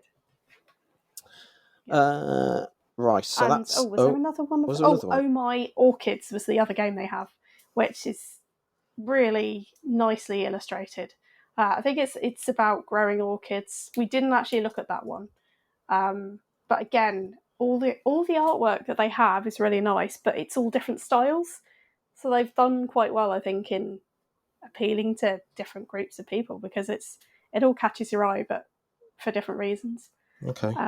But yeah, I'd say that one looks like it's probably worth investigating as well. Given how much we've enjoyed their games so far, I would definitely not be averse to trying a demo or something of that next time I happen to see a copy. So let's move on to Pandasaurus. Now, we wanted to try and play Beacon Patrol, but every single time we went past it, it was just rammed, wasn't it? It was, and we looked like 5-6 times, I think, over the weekend at least. But we did get a chance to play Nacho Pile. Yes. A game about nachos. Again, makes you hungry. Yeah, it's just a little push your luck game where you're picking little plastic nacho pieces out of a bag until you hit. Is it if you get 2 of the same number? 2 of the same number. Yeah. Well, I think it's just 2 of the same because if you get 2 of the same spicy ones, you have to put them all back as well. Oh yeah. So until you get to the same, yeah. So I mean that's a fun little game. Yeah. I thought it was a bit pricey though. Was it 15 quid? I thought that was a bit. I think it was 16. 16. For a bag with little plastic pieces in. Yeah, that was money off what it normally is as well. Yeah, that was expo price. So, yeah, the nachos were. I mean, they were. It looked great, and they were slightly curled up at the edges. It was like reminded me a little bit of Shrinkles, but not quite. If anybody doesn't remember Shrinkles, you used to colour them in bits of plastic. You colour them in, put them in the oven, and they would shrink, and you could stick them on keychains. Don't know how safe that would be these days. I don't know what kind of chemicals they gave off, but this was a thing back in the 90s, and they were just curled a little bit, and they stacked really nicely, as well as being food. It did stack nice, yeah. Yeah. Anyway. And then, even though we couldn't get a demo of Beacon Patrol, you still ended up buying a copy, Rai, didn't you? Yes. I mean, that was much better priced, I think. Yeah. How much was that? That was £15, but I think there was a lot more in it. Absolutely. Than in the Nacho one. Yeah. I haven't had a chance to play it, but it does look very nice. And the rest of my pictures from Friday are things that we've already talked about. So before we get to the quiz, was there anything that anyone wants to say about Friday, or are we good? So I had a mild panic on Friday evening because I couldn't find somewhere for the quiz. So we just to put this in perspective, we emailed UKGE. I emailed UKGE about a month ago saying we're going to be doing this quiz. Do you know if there's anywhere we could do it? Not a job. Nothing back. I thought that doing it in the open gaming area in Hall 3 would probably be the best place to do it because everyone was located over there anyway, and probably trying to find somewhere in the Hilton to do it would probably be just as difficult. And it means everyone would have to walk over to the Hilton, so we would have started later than we did anyway. So, but it was just rammed. There was nowhere to sit. You two found Gareth lurking in a corner somewhere. So you were having a chat with him. So while you were doing that, I was trying to find a table. And eventually the tournament's finished and they were clearing them up. And I said to the guy, whether these are okay to use now. And he was like, well, the tournaments are over for the day, so can't see any reason why not. So I managed to get us a nice little position near where the press awards thing was happening the previous day. And let everyone know where we were, and it all came together quite nicely. But I was panicking a bit that it was going to be an issue, and I didn't feel I was sort of standing there on my own trying to hold 6 chairs, and as all of the tables around me were filling up, I'm like, I hope no one comes up to me and says, "I'm sorry, mate, you just standing here trying to hold these chairs while there were people waiting to play." But luckily, everyone started trickling in at that point, and it wasn't a problem. And the quiz was good fun. Yeah. If you haven't heard it yet, go back and listen to our previous episode because you're about to get a spoiler. So I predicted who I thought would win, and it was Phil and Kirsty. Although it was very close, wasn't it? Didn't they win by 1 point? It was 1 point. Crazy. Yeah. But they were so happy to get their little trophies that we had to glue back together because they got damaged. Oh, I told everybody now. Yeah. Hey, you did a really good job. They were very soft metal, weren't they? I'm not quite sure what they were made of. I don't think it was metal. You think that was like clay and they just painted metal or something? I'm not sure. I have a feeling it was something synthetic. It's not plastic. They weren't plastic though. They didn't feel plastic, I don't think. Yeah, they were kind of too heavy for just plain plastic, but they sort of, I think if you knocked them on the edges, they were a bit sort of bits flaked off. Yeah. So one of them, even though they're in bubble wrap, I think one was already damaged when we got it, and I think one of us dropped another one on the table and it flaked off. So we got the super glue out, but it was fine. and we must thank Alita for stepping in at last minute because Chris Bockey was supposed to be the other person on Martin's team, but he one of his games got accepted into like the publisher speed dating thing that was happening on Friday night, so he couldn't make it. So Chris Prescott managed to get Alita in at the last minute, so it all worked out okay. It did. I think they made 3 very good teams. Yeah. So yeah, I hope everyone had as much fun as we did. I think they did. Yeah. Especially the winners, they definitely had fun. Chris, if you're listening, next quiz you'll definitely be on it though. So yeah. Right. So we now move on to Saturday. Oh, actually, before we do that, how was your accommodation over the weekend, Ray? Was it nice? Yes, it was very calm and zen. Ah, was it? Yeah. For those who don't know, Ray was staying in our spare room. You were our first overnight house guest, actually, Ray. The honour. Should be honoured. The honour. Right, so Saturday. I've got Wonderwoods as the first thing. Yeah, same here. Did all 3 of us play that? Yes, we did. We did. It was the mushrooms. Yeah. It's another mushroom game. Yeah. Everyone's got a sort of hidden objective to get a certain type of mushroom, I think. Oh, I can't remember. It's all that the whole weekend is just sort of like gone out of my head. Cluedo, sort of. There were 4 different types of mushrooms, and you separate them out into the 4 different piles, I think. Yeah, and you've got cards with different things. I think it was values of 1, 3, 5, and 7. There was one of each of those cards for each of the different mushroom types. So you shuffle and randomly pick one card out of each mushroom type face down. Yeah. Put them underneath the mushrooms on the mushroom bits of the board where those mushrooms are. And then you shuffle all the rest together and deal them all out. So nobody knows what's in those central cards. Yeah, they don't know how. You can't see each other's hands. Yeah, you don't know what the cost of the mushrooms is. You only know what it isn't because you've got those cards in your hand. Yes. And by watching what the other players do, you've got to try and deduce which mushrooms are worth the most money. Yeah. So you can claim that many mushrooms and then get all the points for them at the end of the game. Yeah. Yeah, I remember. Yeah. We did buy this as well. We did, yeah. Yeah. No, I really enjoyed that. It was good. Yeah, it was a good one. And it's got little wooden mushrooms in it. Yeah, they were nice, weren't they? There's definitely a nature theme this year, isn't there? More of a nature theme. There was last year quite a bit. I mean, we got Meadow last year. Well, after the expo. Yeah. But... We've gone through the zombies phase. We've gone through the pirates phase. We're now in the nature phase of board gaming. Nature and ocean. The first phase was medieval people moving things via trade routes.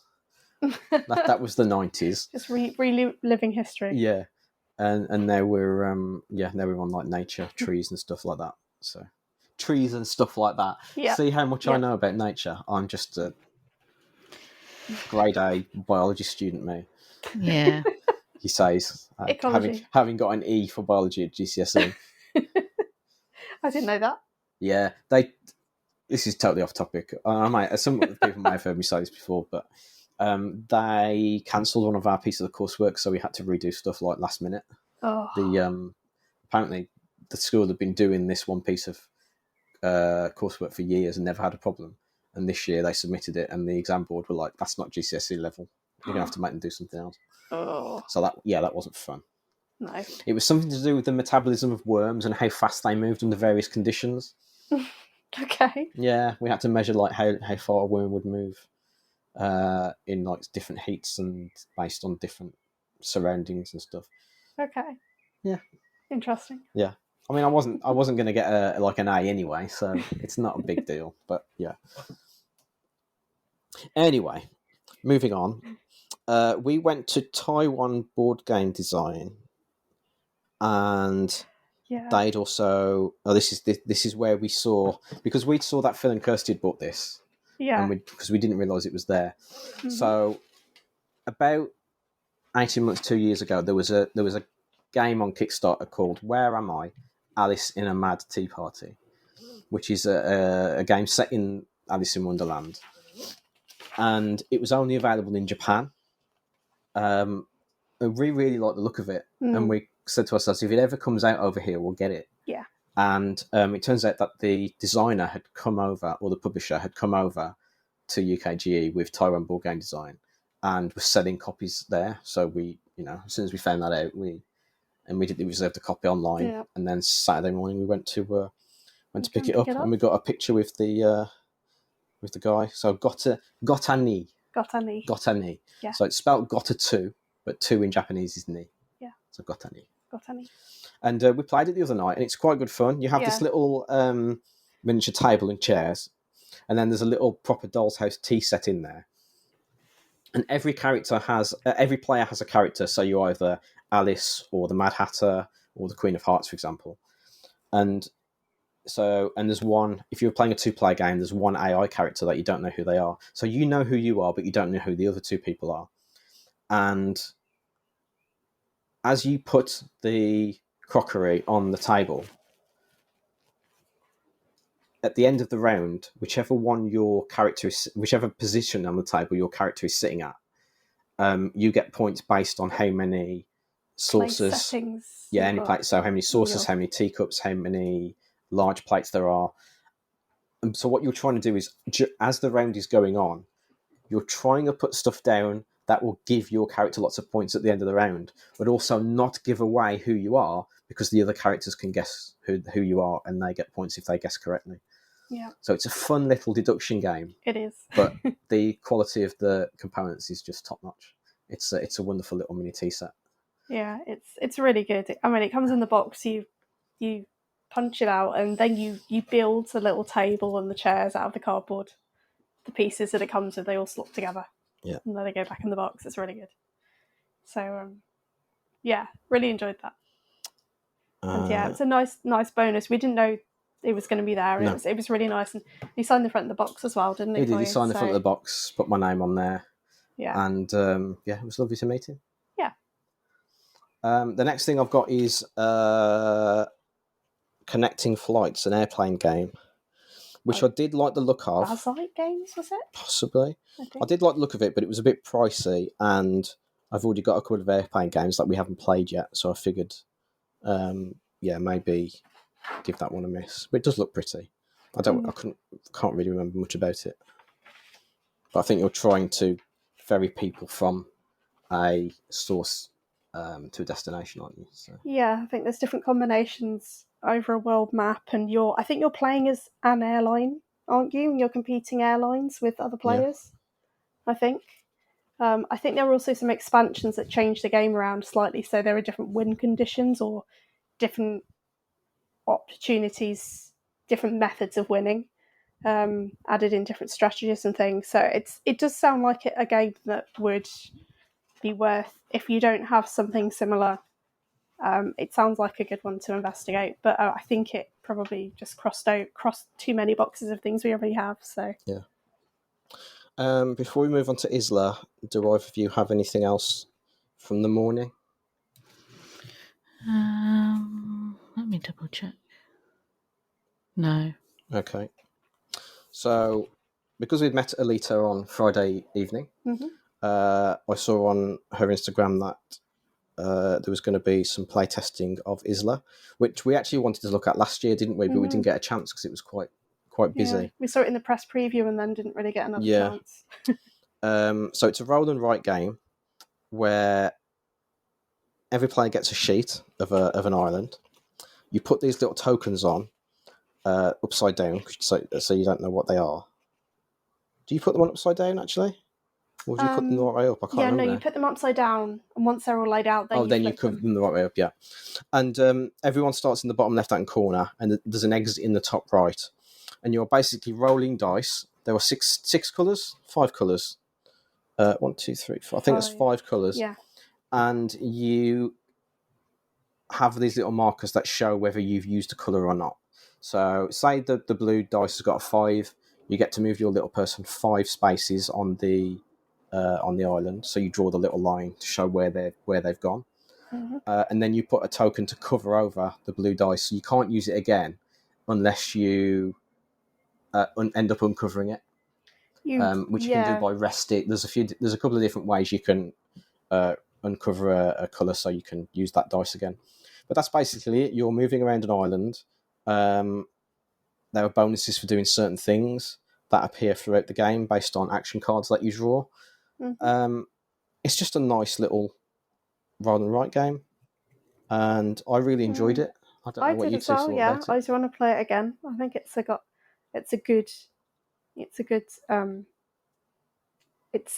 up pretty well. I think it's still, it is being play tested, so yeah, there's a few little bits that maybe didn't work as well. Like, I think we got hammered a bit by the scoring at the end, but apart from that, it was really enjoyable.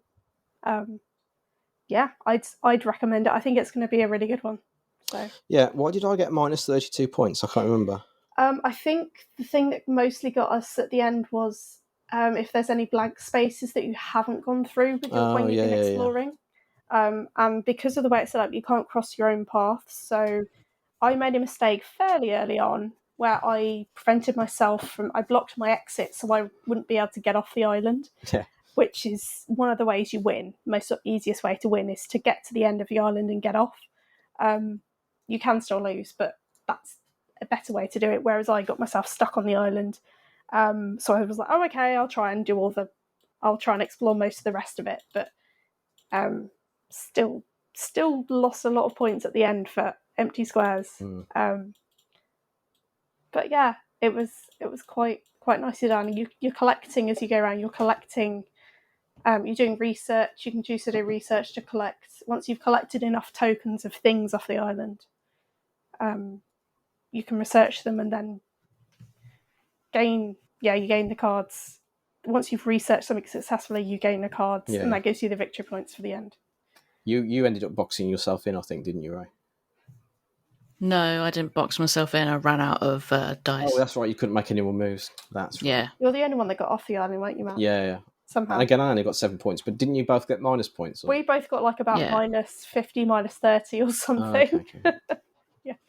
Next up, we've got what is it now? The librarian game. Really Loud Librarians. Is really that what it is? Librarians. To be honest, the only reason that I saw this and stopped was because it was about librarians. To be a librarian. So, yeah, it's a sort of a party game.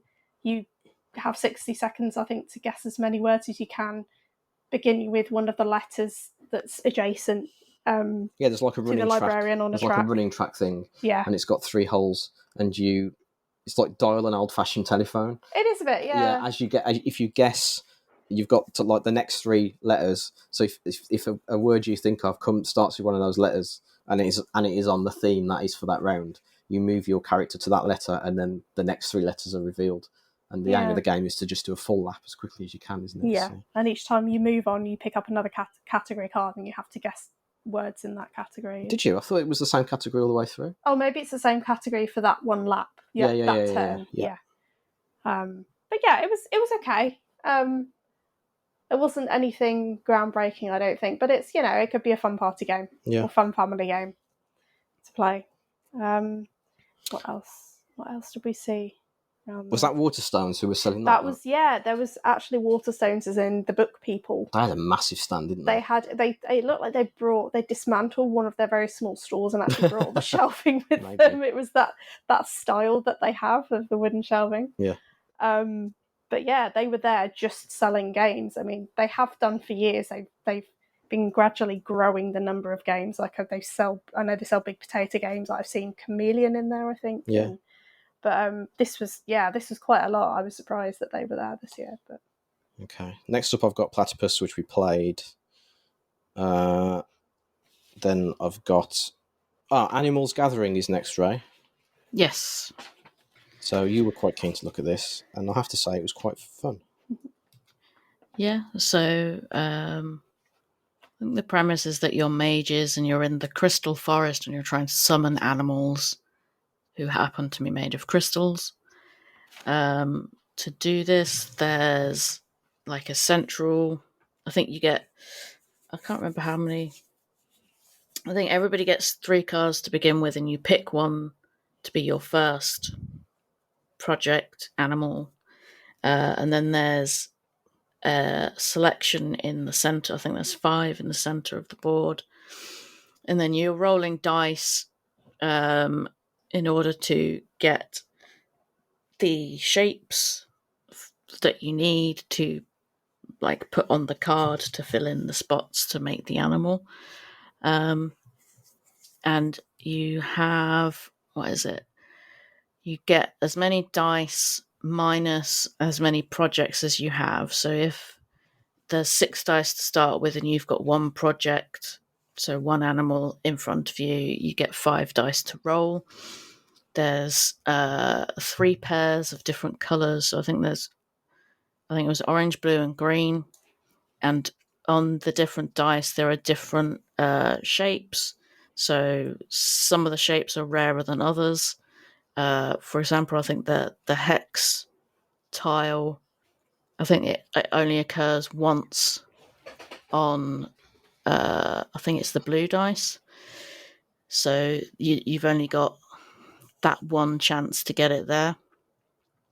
And yeah, you go around. If you complete an animal, you get to use the special power that's down the bottom of the card. So that could be taking an extra taking an extra shape as soon as it activates. It could be attacking. It could be blocking from attacks. And then each time you complete another card, you get to reactivate the powers that you've already had. And it's the first to complete 5 animals that wins. Obviously, by the time you are trying to do your 5th animal, you're down to 1 dice or 1 die. So it gets a little bit more fraught. And then it's not to keep people sort of in the game when it's not their turn. When you roll, if there's any shapes that you can't use, they get offered up to the next person around, and then if they can't use them, it goes to the next person, and so on. So there is still stuff to do, even if it's not your turn. And it's very pretty, and it's like all of the little crystal shapes are little cardboard punch outs. And the cards, I think they're tarot size, maybe. And I'm sure there was something else with slightly smaller cards, which I've now forgotten, but never mind. Yeah, but it was good. We had a good time. Yeah. And Matt won. I did. I basically lost everything on Saturday. You did. Your rolls were terrible. I was looking that I got that power which let me turn the chevron into something else. So because that was the most common thing, if I ever needed something rare, I would just roll the dice with all the chevrons on just to make sure I got something. Tell a lie, I did win Platypus, but that was it. Oh yeah. Yeah. I forgot you played Platypus with us, because it was on the Saturday, wasn't it? Yeah, and then you went and did the video on the Sunday. Yeah, that's why. So that was at Wonderful World, and we also saw another game there, which we didn't play over the weekend, which I bought and we have subsequently played. And that was the Walking in Burano Roll and Write game, which is a sequel to a game called Walking Burano. Burano? Am I saying? It is Burano, isn't it? Yeah, I think so. Yeah. Burano. Burano. Okay, yeah. And I never heard of the original game, never played it, but this one is Roll and Write game. There are every player gets a sheet as per usual on the Roll and Write game. It has 6 different coloured houses, so red, yellow, pink, green, blue, and you have the same colours on some dice, and you have these lovely little dice holders, which form part of the insert of the box. So you roll the dice, put the dice in the little holders, and what you can do is you can choose a dice to use to circle something on your in your street that you've got, and when you do that, you put a little cardboard boat in front of the dice you've used, and then if another person uses that same dice, you get a coin, which is quite nice. And the aim of the game is you're circling things on all these houses, but as you're doing that, you're also choosing visitors to visit your town, and each of them has a different scoring condition. So one of them will be like, you get extra points for how many cats there are on this house that you've circled, or this one gets the points value of all the plants that you've circled. So as the game goes on, you're constantly trying to circle things, but also make sure that you get the visitors in the town that you need to get the points for the things that you've circled. And it's just a really nice little roll and write, and I really like it. The art's cute, and it's got lots of cats, so I'm sure you'd like it, Ray. But it's really cool. We use the diced tutorial to play. Oh yeah, they got a diced tutorial. I think it's the first game that we've played that's ever used diced, isn't it? So we had like a soundtrack of the music playing in the background from that as well. Yeah, it's quite fun. Yeah, Diced, another thing that we did a video interview with years ago. In fact, the guy from Diced was our first ever video, wasn't he? Yes, yeah. Yeah, we did him Friday morning on the first expo we did videoing, so yeah. So that was it for Friday. Saturday. Yeah, Saturday, oh my word. Heat. It's the heat, yeah. That's exactly what it is. And the fact that all 3 days are sort of blurred together. Yeah. All I've got is days where Ray was there and the day when Ray wasn't. But even then, you can't quite remember. Yeah. So yeah, Sunday you didn't do. No. But Sunday was quite a bit quieter. I would say Sunday was quieter than Friday. Yeah, I think so. It was more like a Saturday, a typical Saturday, Expo Saturday, though, wasn't it? It was still busier than usual. What you'd usually expect for a Sunday. We went to Zatu, and I finally got a copy of Garden Nation after we saw it last year and liked it. And in fact, normally I wouldn't buy from Zatu because I've had some bad experiences with them in the past. But they were like 15 quid cheaper than the next place selling it. And I looked online, think we could find it at the Expo. Nowhere else seemed to have it. They only had 2 copies left, so yeah, must have sold because Bombix weren't actually selling any of their own games. They just had demos. Otherwise, we would have got it straight from them. I don't think they do sell direct, do they? They sell to distributors who then. Mm-hmm. So I don't think they have I don't think you can buy from them directly. But anyway, we played Kavango. Yes, we did. Now I really like this. Yes. So, Kavango is a board game about animal conservation. Mm-hmm. So you're playing a keeper of like a conservationist at a reserve. And what you're doing is to start the game. Everyone's got a massive playboard in front of them, which is their reserve, and you get a couple of animals that you can't play yet for later on in the game. And what you're doing is everyone starts with different resources. So there's different types of food and environments that the animals can be in. And the first thing everyone does is draft cards. So you've both got a hand of, I think, is it 8 cards? I think it was something like 15. Was it that many? With. Yeah, it was like 15 for a 2-player. Well, okay. I didn't think it was that many. It was because there were 10 turns, and when you're left down to 5 cards, you knew that was the last round. Okay. So you got all these cards, and you're picking one that you want to use, and that could either be a resource to upgrade your reserve, bugs, different types of bugs that you can feed to your habitats. Or you pick one, or there can be an action that gives you some kind of benefit, and you everyone swaps hands. You draft a card, everyone swaps hands. So there's standard card drafting mechanism. But as the game goes on, you are building up your resources, and as you get the right resources, you can put animals in your reserve, which are of different types, which will let you then play more powerful animals in later rounds. Because, for example, to have a cheetah, you need 3 mammals in your reserve, for example. So there's also, you have to upgrade your protection levels to stop poachers from coming in and getting your animals. So you can only play certain types of animal if you meet certain requirements. And there's also a semi-co-op element to the game where there is is it climate protection, which is the semi-co-op one? I think that might have been the semi-co-op, yeah. And everyone has to pay cubes into that to upgrade the climate preservation level, which again is also needed for some of the animals. Matt, the designer, does a much better job at explaining the game than I have. There's a video on our YouTube channel where he goes through everything, and I think this was a hidden gem. Yeah. I really enjoyed this. The artwork is really good. The gameplay is nice and streamlined. Yeah. Everything that you're doing makes sense, and you can make plans which will come to fruition later on in the game. Yeah, so, it's a game you invest in. Yeah. It's not like a quick reward thing, but it's really it just pulls you straight in, really. Yeah. It's not hard to want to invest in it. Yeah. So it like Matt said, it plays really well. The artwork is it looks like it's ready to, if they'd have been copies there to sell, we would have got a copy. Absolutely, I would have bought one. It looks ready to go. It's not quite ready, but it will be coming to Kickstarter later on this year. Yeah.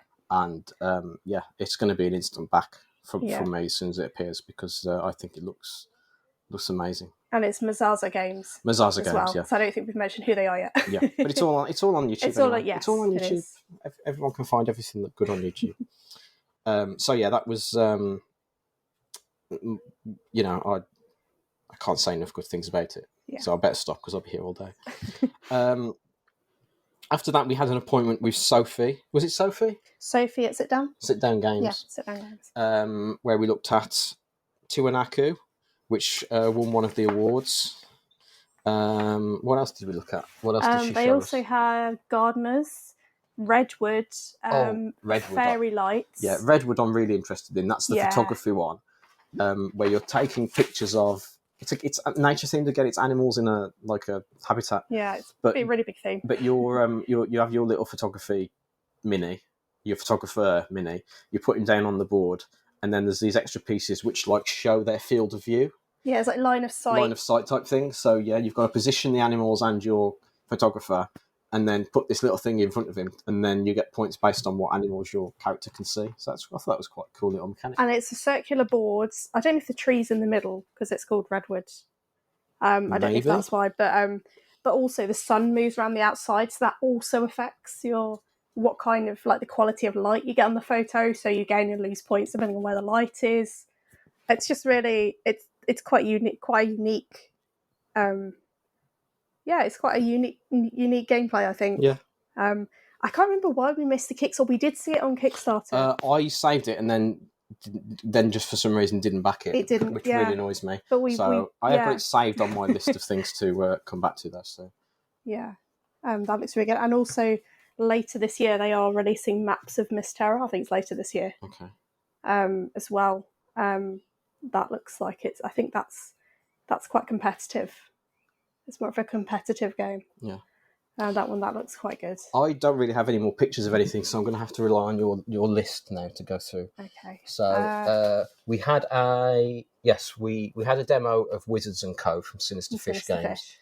So that's sort of like a wizard dueling game, but there are little dungeons that you put on the table, and you can play cards or minions around the outside of the dungeon. It's like a hexagonal dungeon, and you play them around the outside. And then once everyone's played them, the game, the dungeon resolves by going around, and you have to try and tactically place your cards to, so much. One character will do so much damage to another. One character will make certain lower level characters flee the dungeon, things like that. So you have to plan where you're going to put the cards, and then when the round resolves, you just go around, resolve them, and then whoever's got the most points in that dungeon at the end wins an upgrade, which they can use in later rounds. Future rounds, yeah. So that was fun. Yeah. Is that right. necessarily in order? No. Oh, no, this isn't going to be in order now. This is just picking up the stuff that we've looked at. Let's do Paverson Games next. Yeah. So on Saturday, we had an appointment with Dave, the guy behind Paverson Games and the designer of Distilled, and he was talking to us about their new game coming next year, which is Luthier, which is a game where you play a craftsman of musical instruments. Video on our YouTube channel where he explains all about it. But one of the things that he did mention was that they've recently announced that the art for the game is going to be done by Vincent Dutrait. And it's going to have famous composers and things like that in. So that does appeal to me.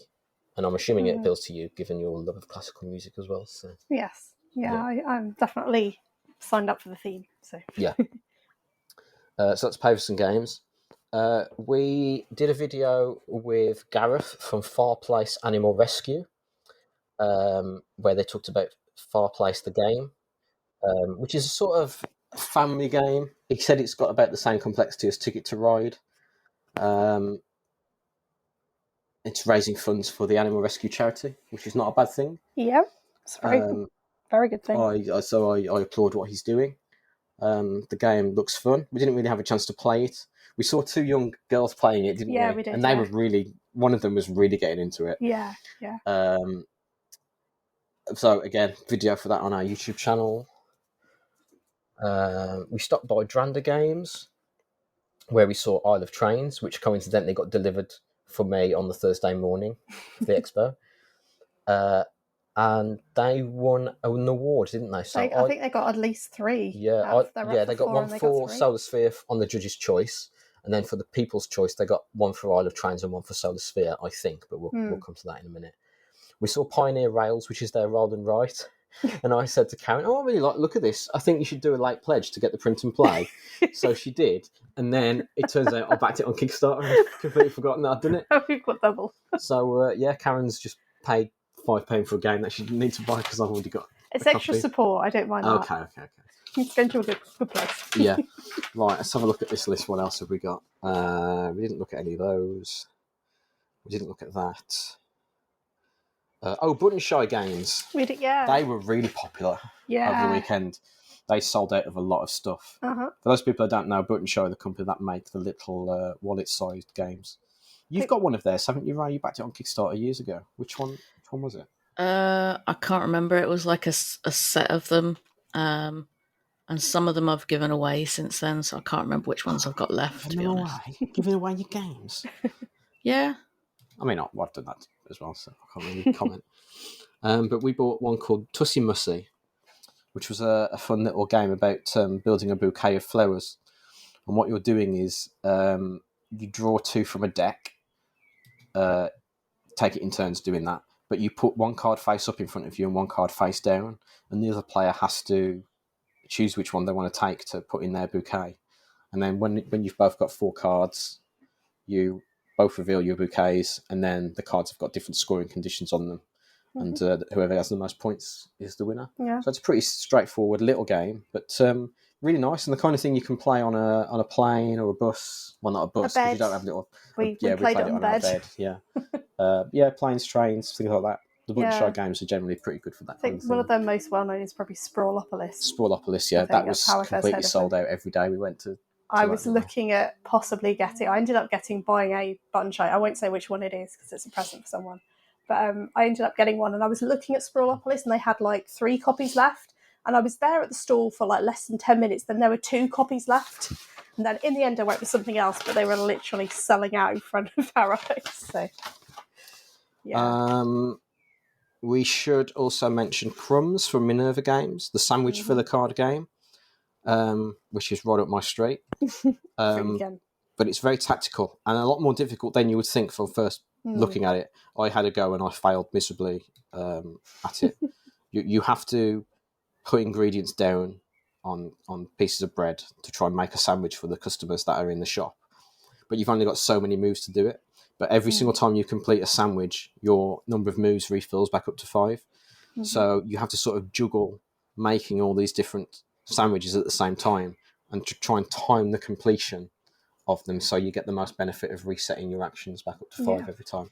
It's a lot more difficult than it looks. From the artwork, it looks like it's going to be a nice simple game, but it really is not. And again, video with Scott on our YouTube channel. Mm-hmm. We'll come back to that one. Right, we've done that. Oh, Bright Eye Games. We stopped by Bright Eye Games and had a look at The Plot Thickens, which is coming soon. It's a great name for a game. Which is a storytelling game where you're just drawing cards that give you characters, scenes, locations, motives, maybe, things like that. And there were different genres. The ones that Mark was showing off there were the sci-fi version, a detective one, and a romance one. Well, you're kind of into... And they can work together. Yeah, you can mix them together, yeah. So if you do like storytelling games, then The Plot Thickens might be something that you want to keep an eye on. Let's have a look. I think that is everything we need to talk about. But we do need to give a shout-out to someone, and that is Matt from Shirts and Merch. Yep. You had a good old chat with Matt, didn't you? Yeah, it was. I've one of my I placed an order for one of his t-shirts, and it's turned up this week. So thank you very much. Very pleased with that. And Karen can say thank you very much to Matt because we know he's an avid listener. Because he was asking you how the house move went and everything, wasn't he? So yeah. Say hello. It's nice to know that people listen to this little thing we put out, though. It's always nice when someone says, "Oh yeah, thanks for mentioning our game." In fact, quite a few of the independent people said to us over the weekend, didn't they? That thanks for mentioning us on the preview podcast. So that's good that people do listen to us. It means we're not wasting our time. So I think that was it. Shall we briefly talk about our hauls then? Shall I run through mine quickly because mine's the biggest one? Yeah. I spent the most money because I'm not sure if I've got everything on there or not. We may have already talked to some of them. But... Yeah. So I bought. So from Square Hex Games, I finally bought a copy of The Black Hack, which is that sort of lightweight D&D system, because I figure I've got a lot of zines and I need a system to play them all with. And we played with the Black Hack once, and it seemed fairly straightforward and streamlined. So, I picked a copy of that up. Garden Nation, we've already talked about.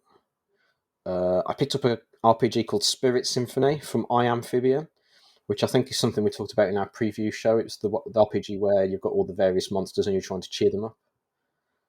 I bought a copy of Viking Raiders, because that won lots of awards, and it looks quite fun. Mm-hmm.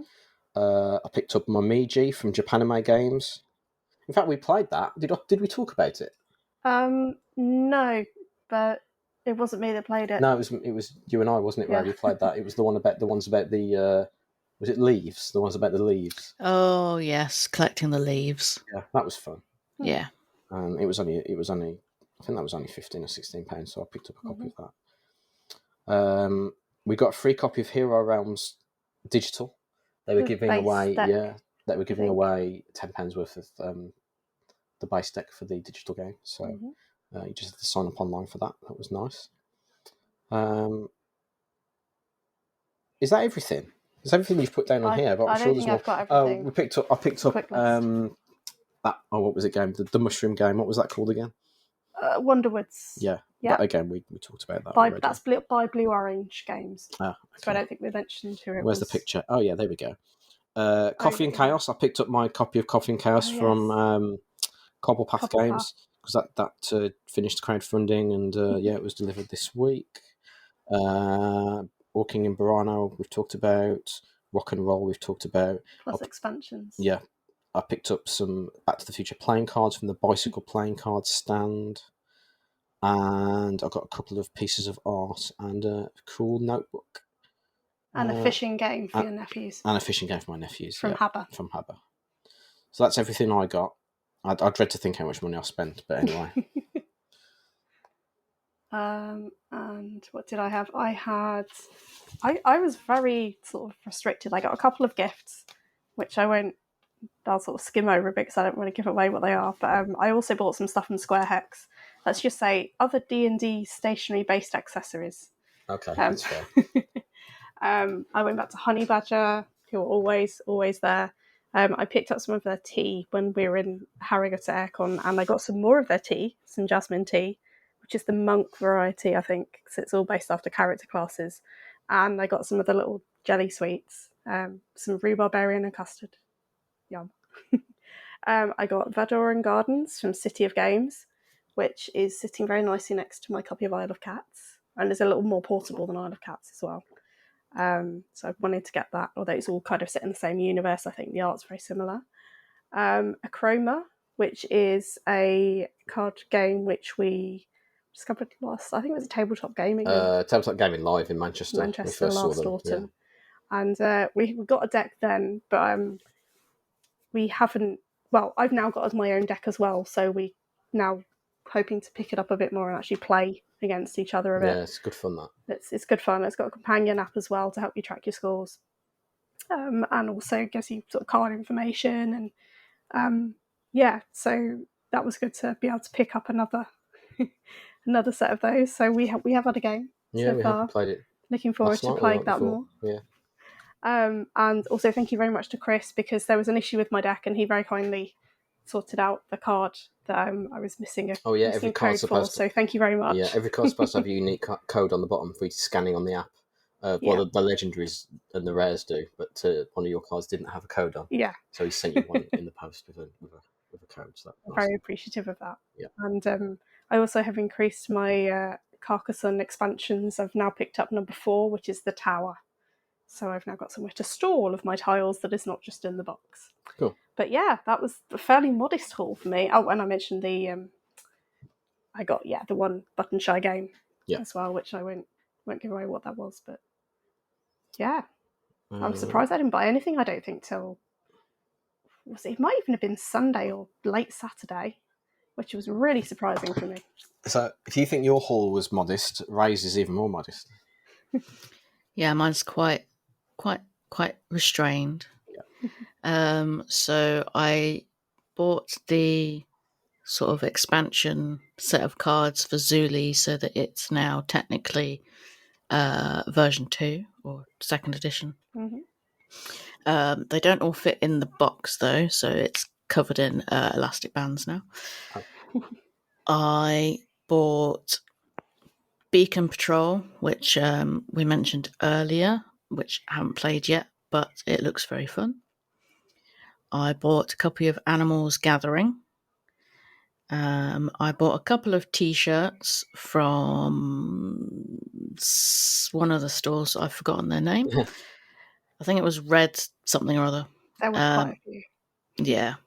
And then I bought a risograph, a little card of art, and a little sticker from Leith Illustrations.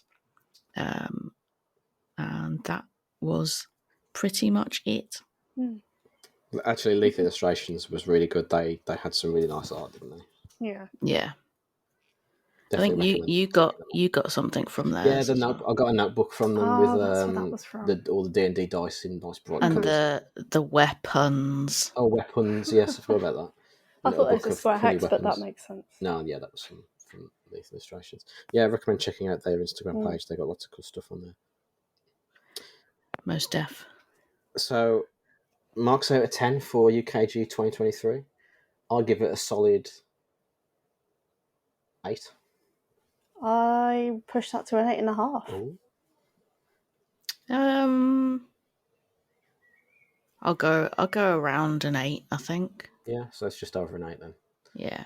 That's good. It's a very good show. Mm. So everyone's favourite thing that they saw or played, their game of the show. Mine is fairly obvious. It's Kavango. As I say, as soon as that's on Kickstarter, instant back for me. Karen? I think because it was unexpected, I'm going to have to say, Where Am I, Alice in a Mad Tea Party, because that was not something we were expecting there. It was just like an icing on the cake moment. So, but I think Kavango's probably right up there for me, like jostling for top spot. Okay. Sort of top 3, certainly. Rai? This is difficult for me though. It is, yeah. I quite enjoyed Wonderwoods, which obviously you bought a copy of. Yeah.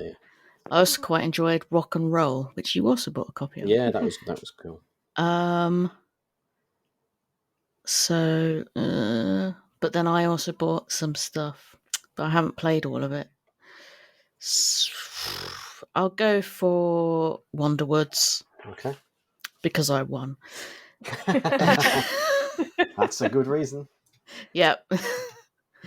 That was on the day where I was winning things and not on the day where I was losing things. Yeah.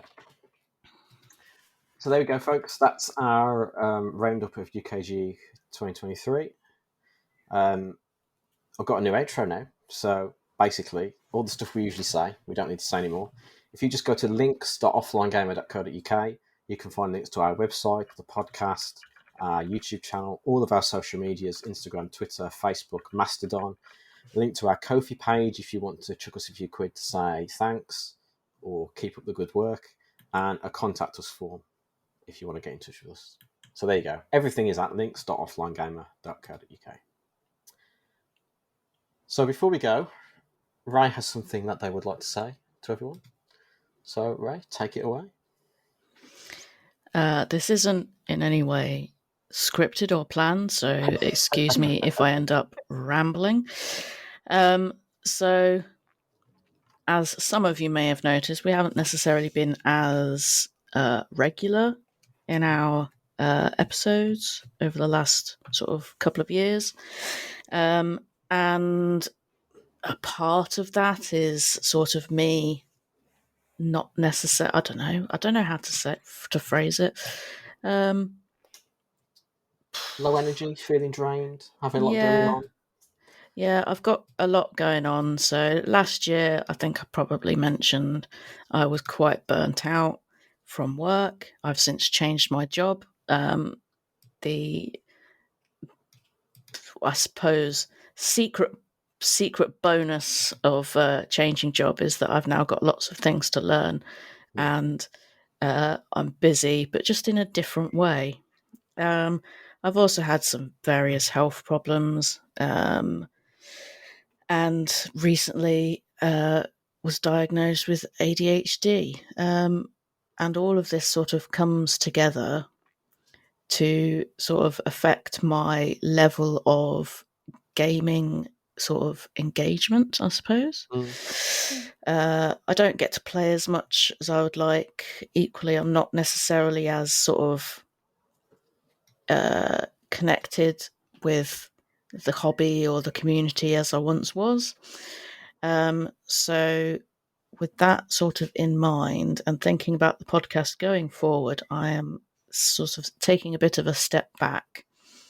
So I won't necessarily be here on all the monthly episodes, but I will be here once in a while.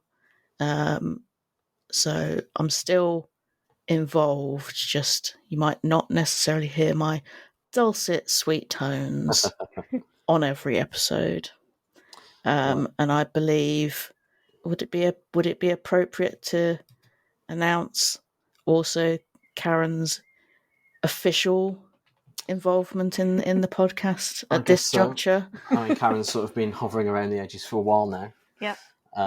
Helping us doing videoing and stuff. Like when we went to Aircon, it was just Karen and I, and you held the camera while I did all the talking. So Karen's officially part of the offline gamer crew now, I guess. Her name's going to be on the business cards along with myself and Ray. We've just had, while we've been recording this, some new artwork come through. So you'll see Karen on the little picture when you view the episodes. So yeah, it's not a goodbye to Ray, because Ray's still going to be around.